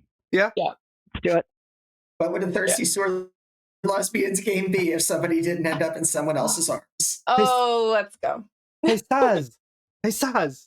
And without explaining anything, because I'm pretty sure she's done this before, she launches herself out of the tree trying to land into your arms, where she can pull her gun and just shoot one of the thaumaturgist cops. Yep. Sounds good. I will, go right on ahead and roll fight. Roll and fight. All right. I don't know if I can burn a string in this moment to help. I think I can. Yeah. Oh, I think you have to burn a string to help, actually. I think you have to burn a string. If you want, okay, so you're going to roll with Defy Disaster to catch her, or you can just burn a string and say you do it. You have 3 of them, and I will be sneaking with you. 3 of them. I don't. I burn a string. Let's fucking go. Let's do it. All right, cool. Yeah. But land in this woman's arms, and time to. So anyway, I started blasting. So anyway. All right. Next one of these games is going to be set in Fantasy Philadelphia. We're there. I got a character. Love it. Anyway, we have.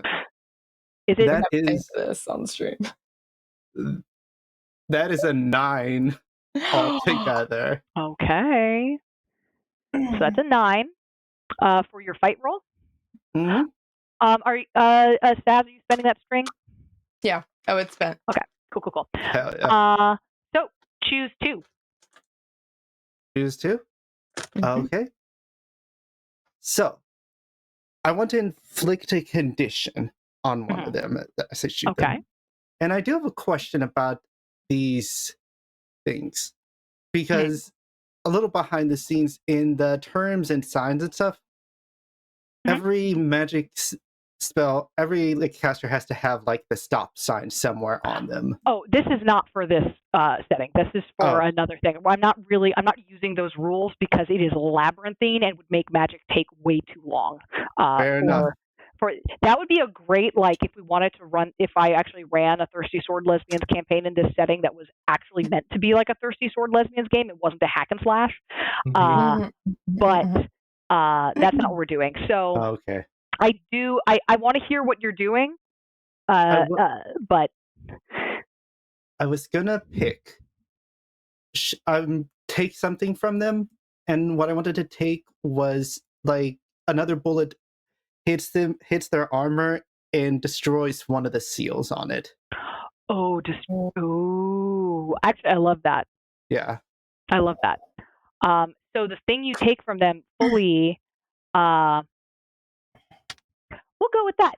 You destroy the stop condition on their armor. In this universe, all magic requires a stop. Any magic symbol magic that you do requires a stop condition, or it keeps drawing magic from you. Yep. Someone's gonna die. So this particular thaumaturgist is continuing forward.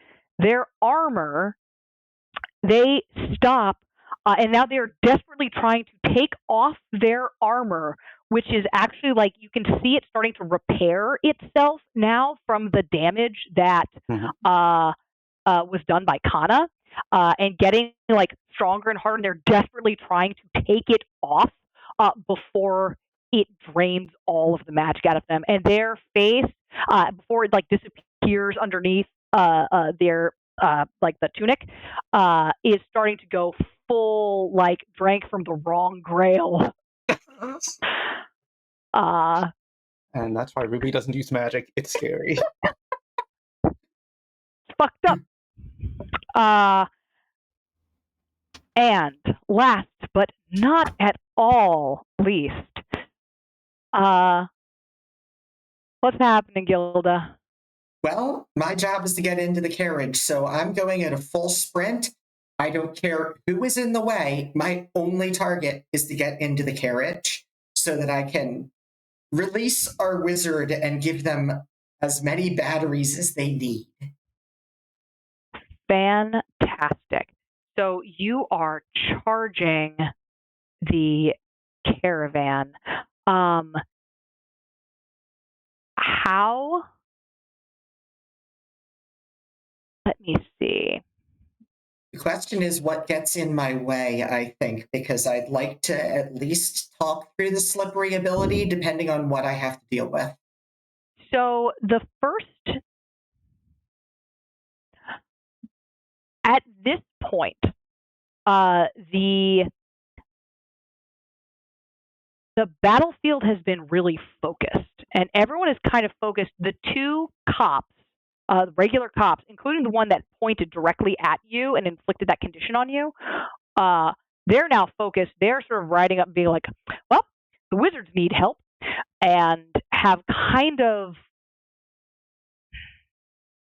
they haven't forgotten about you. And one of them is definitely sort of lurking in the back, but their attention is elsewhere, if you want to take advantage of that. Oh, yeah. Okay. I want to make my way straight for the entrance. So many people here have left advantages for people that outweighs your disadvantages and the mean stuff people have paid for. You've got a straight shot to there. What is in your way in the terms of the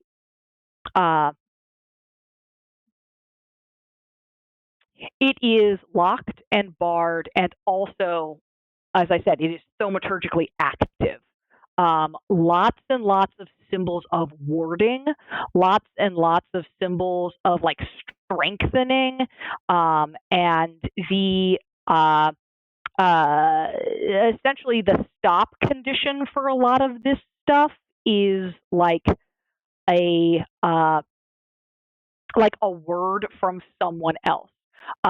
You see that there are batteries attached that it's drawing from, but you also see from the spell architecture, it's designed to draw power from the people inside it too. Okay. Yeah, it's bad. Yeah, no kidding. Let's see. What do I got in my kit? How can I actually deal with this? Because originally I'm sitting here looking at slippery. You can slip through most restraints and barriers, and even for ones that are truly formidable, legendary, or seemingly impossible, I can still make a grace roll to try and get through them. Yep, you can do that. Okay. You well, are in that slippery. case, These are more than physical. They are metaphysical as well as physical. But go for it. Do it. All right. Well, I do have a lot of magic in me, so let's see what it can do. Well, when I roll 2 6s. Fuck yes. Fuck Stop. yes. Fuck Let's yes. go. I can do a lot more than I have any right to be able to do. What? Also, secondary question. Shoot. Does seeing the magic being drawn from the people inside the carriage count as me seeing harm done to other people? Oh fuck yeah. Okay. Oh fuck yeah. That's like the Geneva Conventions don't exist yet in this world, but if they did, yeah, that would be like a big one. Okay, so I'm at a point where I'm not at one condition and I'm not at the other, but it's close. So yeah, I'm gonna find some way to slip through this barrier. You just go on ahead and tell me how you do it. You got boxcars, baby. You just tell me. You just go on ahead and tell me. How do you kick the shit out of this caravan? I envision, because being what I am, Mm-hmm. I'm able to essentially let my magical essence go through the barrier to grab a hold of one of the batteries, which is then going to create a gap for more of me to slip through so that I can start to break the sigils and grab other batteries to keep creating a bigger opening.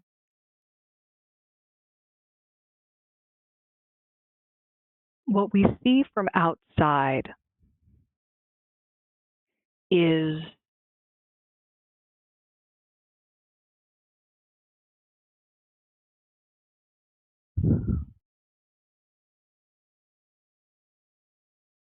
in the same way that death rarely comes all at once,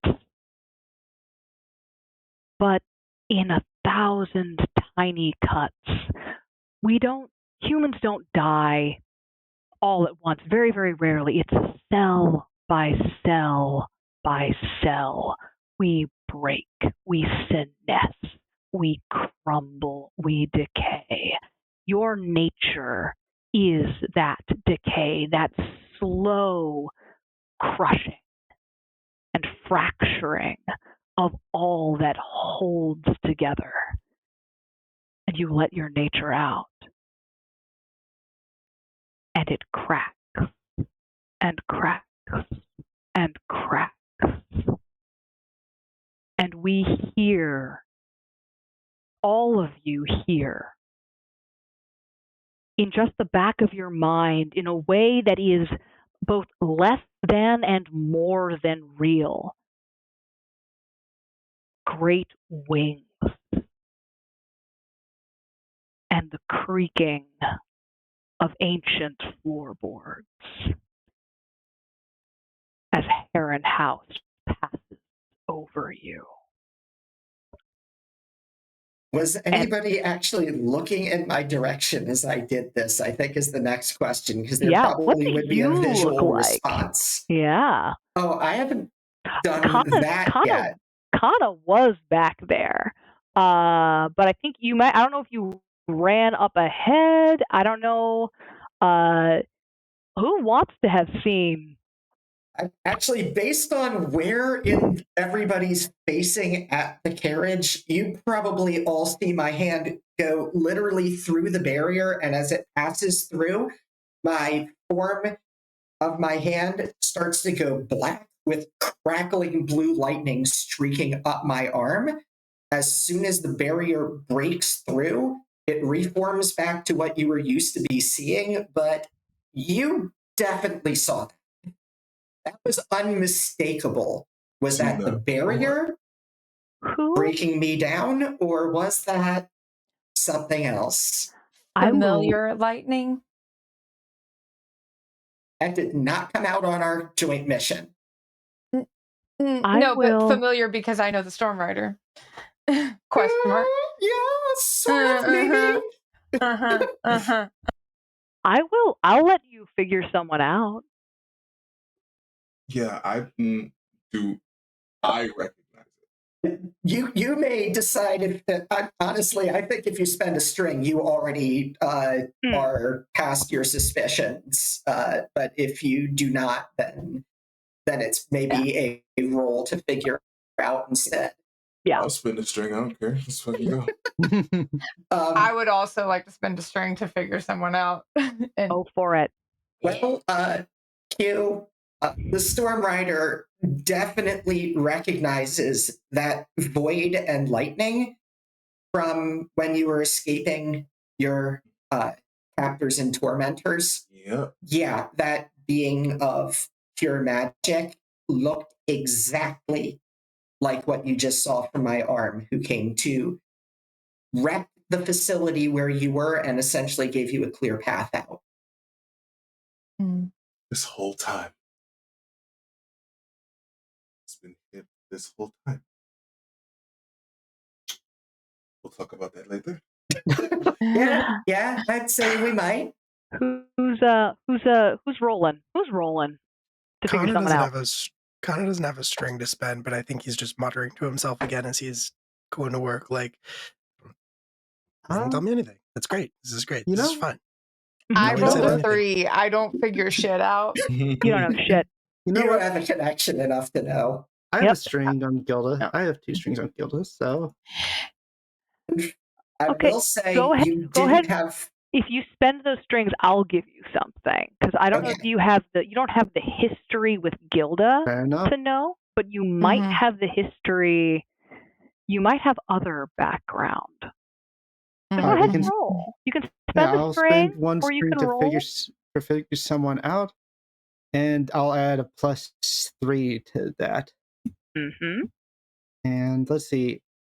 I really hope it's not just wit. It's wit. So wit. that's a it's 2. Wit, but you get a +3. You get a +3 if you spend that string. So that's a +2 altogether. Because your girl's a dumb bitch. I see. I see. She's smart in other ways. She's smart in the game. She has other skills.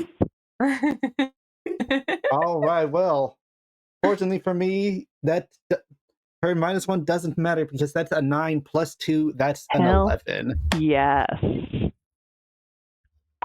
Rather than go through the questions, I'm going to tell you this. Is Ruby a faithful woman? Did she grow up in the faith? In the celestial the tradition of the celestial language. Remember, not all speakers are thaumaturgists. This is a powerful faction within the church. Many speakers are very chill. Again, it's a little bit like Christianity, where some churches are really fucking bad, and other churches are just like chill. The problem is the bad ones in this case are real bad. Just like Christianity, the bad ones usually have a lot of power. Yes. I think she's from like a more like casual church, but she mainly uses it these days to enhance her swears. But she does hold reverence for the House of Heron, which she views as the god. Right. Yeah. So Heron House is interesting because it's not something that it's not part of the celestial language tradition. It's just kind of a folk tale that's gotten woven into it so tightly that everyone kind of acts like it is. Kind of like Santa Claus. Yeah. Right? Mm-hmm. Like, that's just kind of got woven in. But it's true. You know it to be true. And you remember when you were young, you found this item, this like an idol that was meant to be displayed on someone's altar. And it wasn't Heron House. A lot of the time, the god of death is just represented by his home. But this was the fisher himself, the heron. And he was represented as a man holding in a blue-gray cloak with a hood, a peaked hood, holding a long spear. And the statue that you saw had that same crackle pattern all over it that you were seeing on your friend. Still in Sasna's arms. Still in Sasna's arms. Still in Sasna's arms, Ruby will just let her. Sister Starlight. Speaking of, the coachman booked it. The coachman is like, y'all pay me enough, and it's gone. Everybody else is going to fully try and attack you guys. Like, there's somebody who's going to go after you. Everyone's trying to stop you. So, what do you guys do next? Who wants the camera? Good idea. Go for it. Oh yeah. Just facing off against. I have a very fun bloody move that I'd like to use if you'd allow me. It's called "How's That Milkshake Taste?" I love it. Basically, it's just when dealing with a threat to your community, but not yet engaged in physical conflict, you can take a harmless action to. But in that same way, this is sort of your hiding thing going on. In that same way that, like, something spooky happens and you come up with an excuse as to why it happened. You reason it away. You sort of forget. It sort of sits in the background of memory to show up in a nightmare randomly. That's sort of what happens with it. You couldn't hide effectively if every time you used this, you got stuck. So I would say it is a moment. It is that moment where this all is unleashed, but it's not necessarily you're not trapped in that form for much longer. Well, I wasn't thinking trapped so much as choosing to extend while in it, partially because the moment I come out of it, I'm Kyver again, and that's an immediate blow of. Okay. You were in this moment. You are choosing to enter it, right? Well, partially, when I go into it, it will either be choice or force. It's force probably just in a moment. Well, that's kind of what I'm saying, is that in this case, you chose to use this power as opposed to being kind of forced into using this power by, like, your venom, by the buildup of venom. So I'm going to give you the opportunity to choose here. Do I stay in this and hold it, or do I allow myself? Unless I'm wrong, when I go into my venom is what I'm referring to. Oh, okay. Because it's only for a single roll. Have you entered your venom? No, I have not. I haven't even met the conditions to enter it yet. Once you enter the venom, I'll say that you can hold that. You can hold that form for longer. This thing that just happened here was just everyone getting like catching a terrifying vibe. And I will only have it for one roll, and then it dissipates. But it's just a visual until then. Yes, the form, the intimidation effect is still present, and that will last through the end of the. We'll say through the end of the combat. Okay. And potentially through through the end of the Okay. combat. Once danger has passed, you drop that form. Okay, We're back. that works for me. It's We just are the back. how am I going to describe this? Okay. Fantastic. We are back. Where's Q? We're here. There's There he Q. is. There's Q. Perfect It's all timing. working. It's all working out. Okay. Where were we? I was just saying that I'm just going to look at these guys standing in front of me, and I'm just going to say, please. Okay. And then roll with daring and see if I can just Make them run away. Yeah, basically. Do it. Do it. That is, I rolled an 8, but Mhm. I still get to pick 1 on an 8, so I will just pick, they become flustered and retreat. Okay. I would like you to roll a d4 for me. Okay. Could somebody just roll d4? Somebody, anybody, because that's going to determine how many of them book it. That's a 4. That's a 4. Multiple of us rolled that. All right. Both of you rolled 4s. Originally, I was going to be like, it's going to be halved, but you both rolled 4s. So clearly, the world wants 4 of these MFers to book it. Oh, yeah. I'm going to say, so yeah, that's 4 more of them run away. You see them streaking behind you. Wait, I would say took the off their lead clothes? thaumaturgist runs the hasn't even gotten up yet. I mean, he more than anybody would probably be familiar with the stories about me. I think I'm he not might done be. with him. Yeah, that's fair. Okay, so 6 of the Thomacops have retreated. There are 2 Thomacops left, 2 cops left, and the lead thaumaturgist is like struggling to their feet and is going to draw themselves up and look at you and isn't even going to say anything, but is going to essentially is going to cast a spear of air at you, another one of these spears at the 2 of you.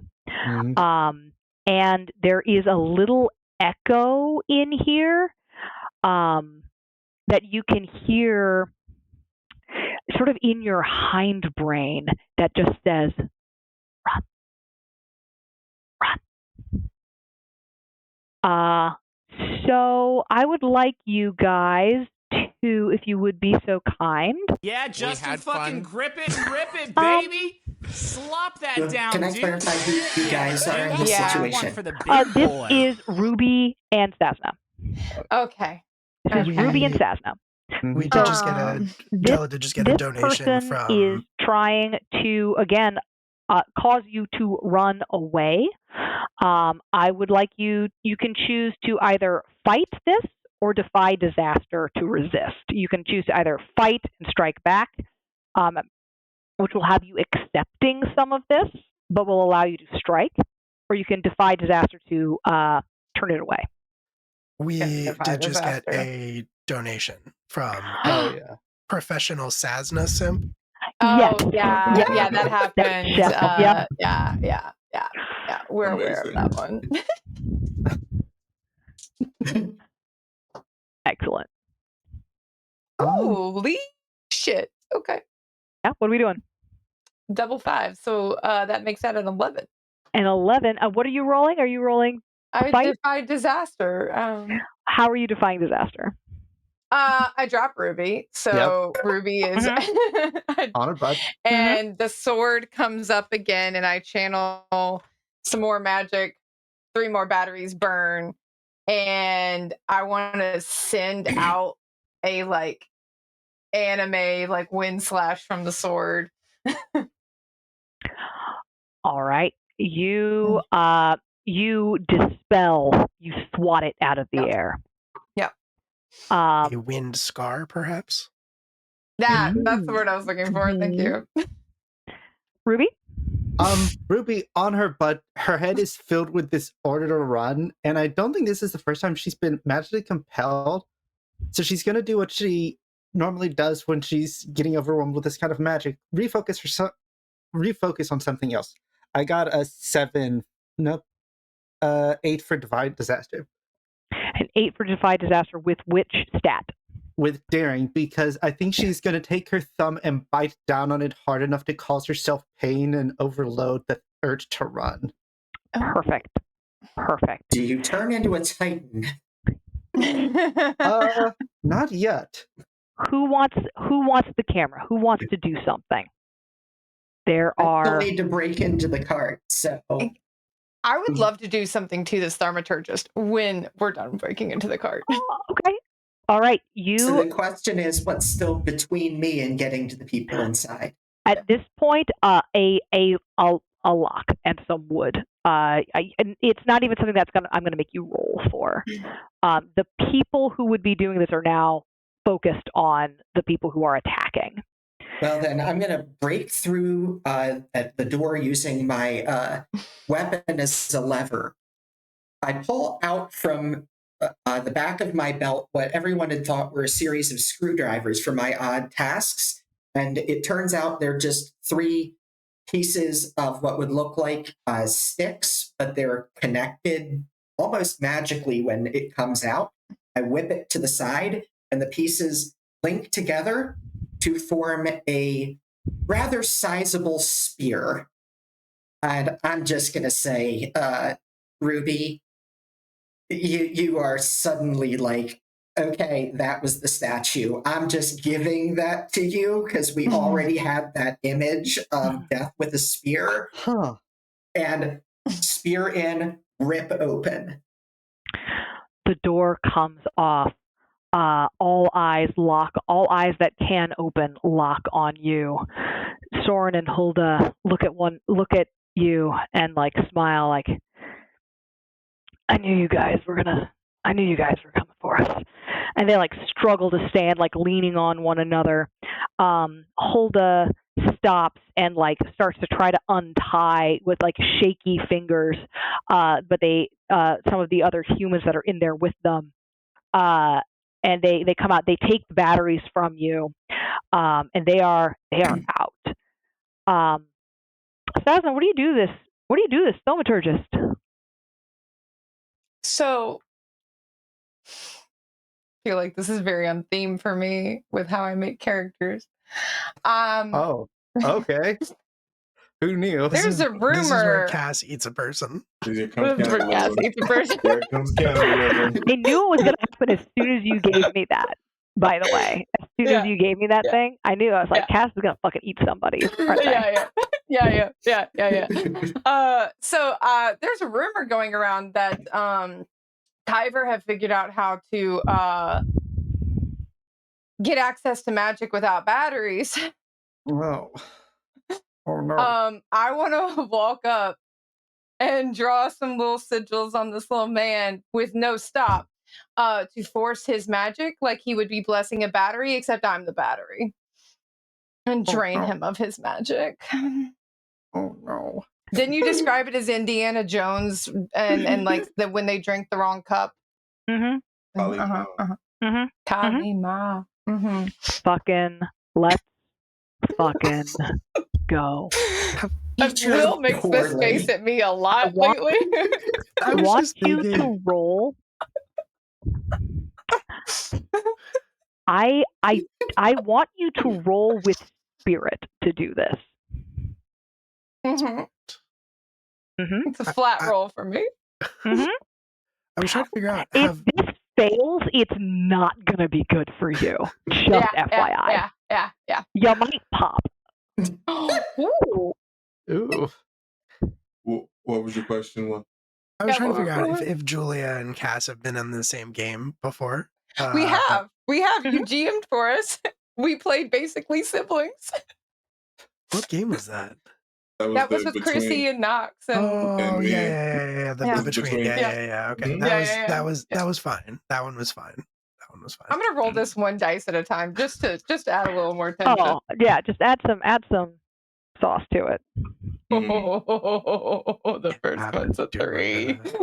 Okay. Oh, Okay. oh. Spicy. The first one's a 3.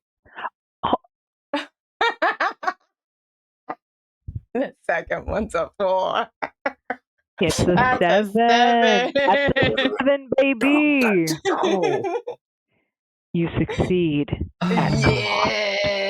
That skin of that teeth. Everyone sees this. Everyone sees this. One of the things you know about this form of sacrifice is that it does something. It does something to you. It feels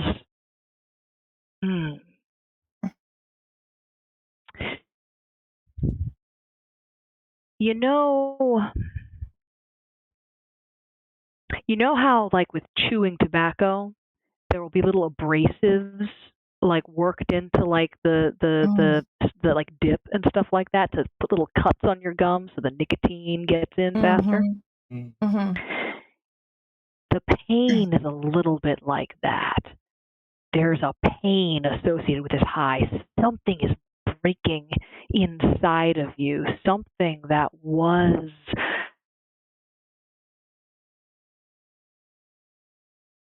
a person once.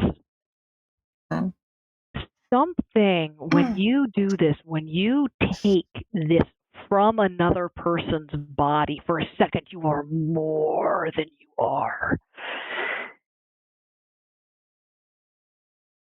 And something reaches from beyond and touches you. Hot. Oh, I said that out loud. A void opens within you that can never be filled. Jesus Christ. And you feel this every time. Everyone sees this happen. You draw this sigil with no stop. And the man shrivels and dies. And you are glowing from within with magic. The other two, the people who come out and have been saved, Soren and Hulda look horrified. Well, Soren looks horrified. Hulda looks a little bit like, all right, sick. The remaining thaumaturgists run. Everyone books it. I think as everybody's looking at me funny, which I'm sure they are, I'll just look up to the Storm Rider and go, oh, how did you think I got out of... Oh, I forgot the fucking name of the prison. Yeah, where's it? Where were we going? It's in Mouse Different. Yeah. How did you think I got out of Mouse Different?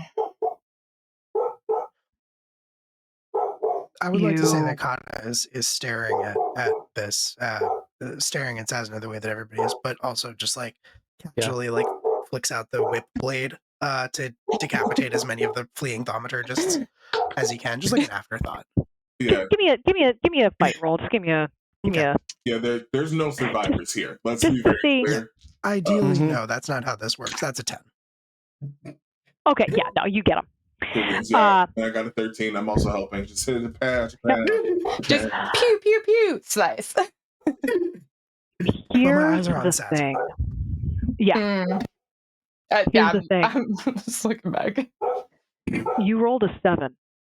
I did. It's going to suck. You succeeded at cost. The cost is not to you. Kana warned Misha that this was going to cause a war. It happens so much faster and so much more severely because now everyone is convinced that Kyber are vampires. There's no survivors, Bella. Oh, so many of them ran before that. Yeah. So many of them ran before that. You let so many of them get away before this. And rumors have a way of getting out. I mean, And there were other survivors. There were other people in that van. There were the 2 humans and the other Kyver. Soren and Hulda probably didn't tell anyone. Almost certainly wouldn't tell anyone. They would know. But it gets out. And the war, when it comes, is devastating. And we will pick up with that perhaps at the next episode of Bay of Herons. Thank you all for tuning in. Thank you for donating to this fun, cool Swords Time game. I have been everybody else, and this was an absolute blast, despite the technical difficulties. Let's do some quick outros and let everybody move on to their next set of games for Extra Life. Cass, where can we find you? Me, I was actually just looking at my calendar. You can normally find me alternating Thursdays here playing Redacted, which is JD's horror game I play with Della and Q and Steph. And then you can also find me over on Entropy Emporium playing with Will in our Girl by Moonlight campaign, where I am, in fact, the cannibal. Look, I'm on brand here. You did that to you. I did this to me. Next Saturday, you can find me over on Tales from the Table Studios. It is the quote, not Jedi table. We are Sith is such a strong word. We're playing Force and Destiny Star Wars campaign. And on Sunday, I will be over on Singularity playing Fragments of Tomorrow's Apocalypse, our City of Mist game, where I play a Rift of the God Pan, whose girlfriend is a Rift of Electo, one of the Furies.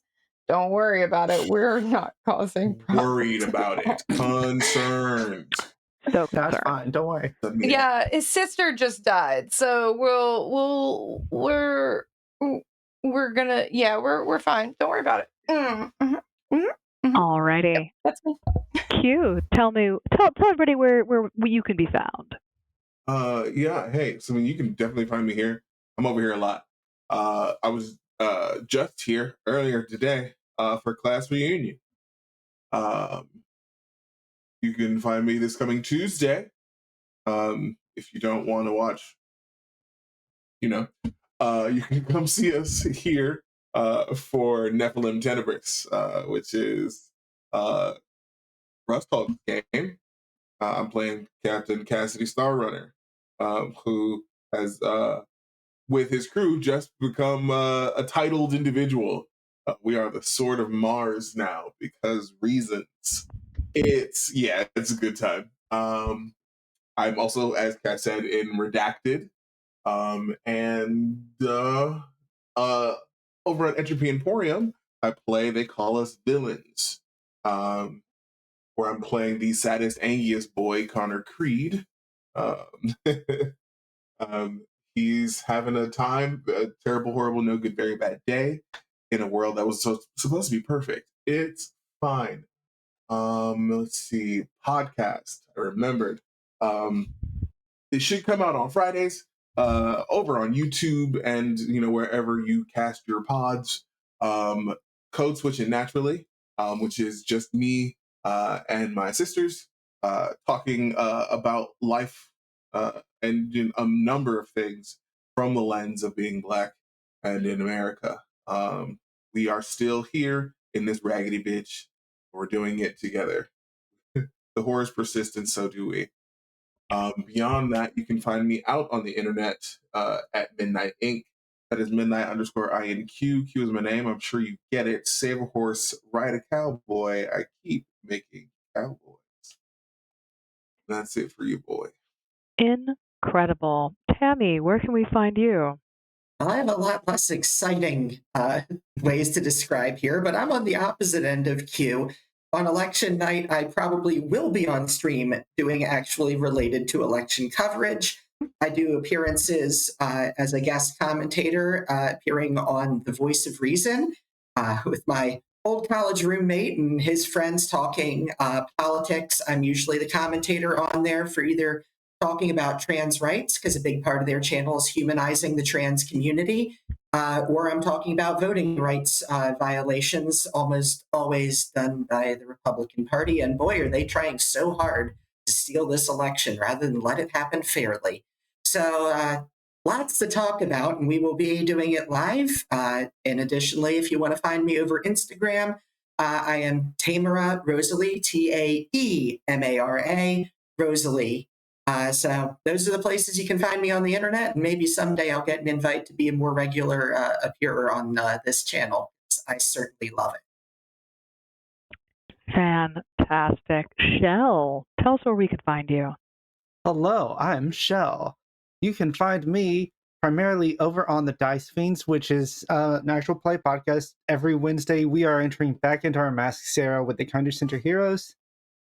And you can also find me whenever some lovely people from a streaming network decide, hey, she hasn't ruined everything yet. Let's have her on a one-shot. Fabulous. Malkus. Yeah, hi. Hello. Hello.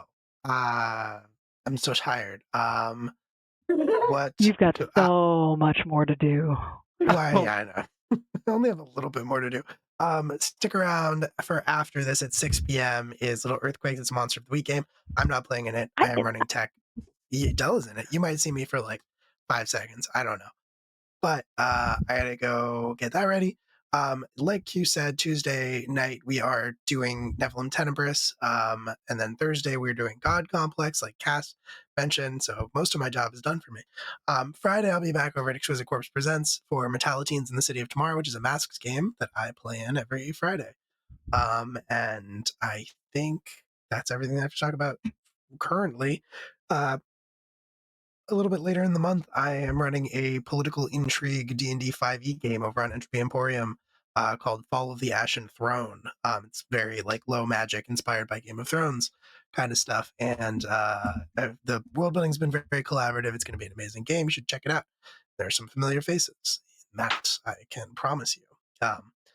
But that's it for me. Della, do you want to talk about stuff?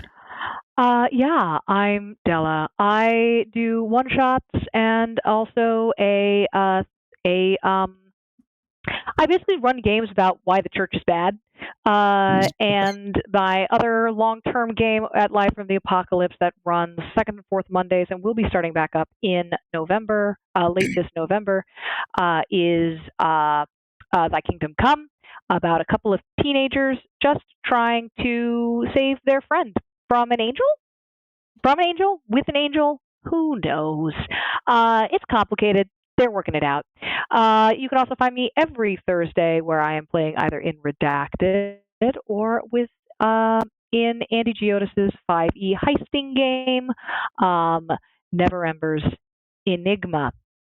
And you can catch me later today in about half an hour. I'm going to be right back here playing in Little Earthquakes, Victoria's game.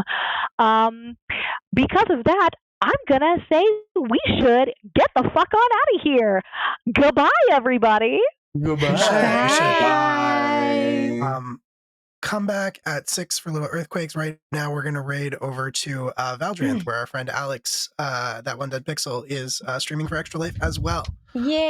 So come along and say hi. So we'll go over there and do that. But yeah, thanks everybody. See you in just a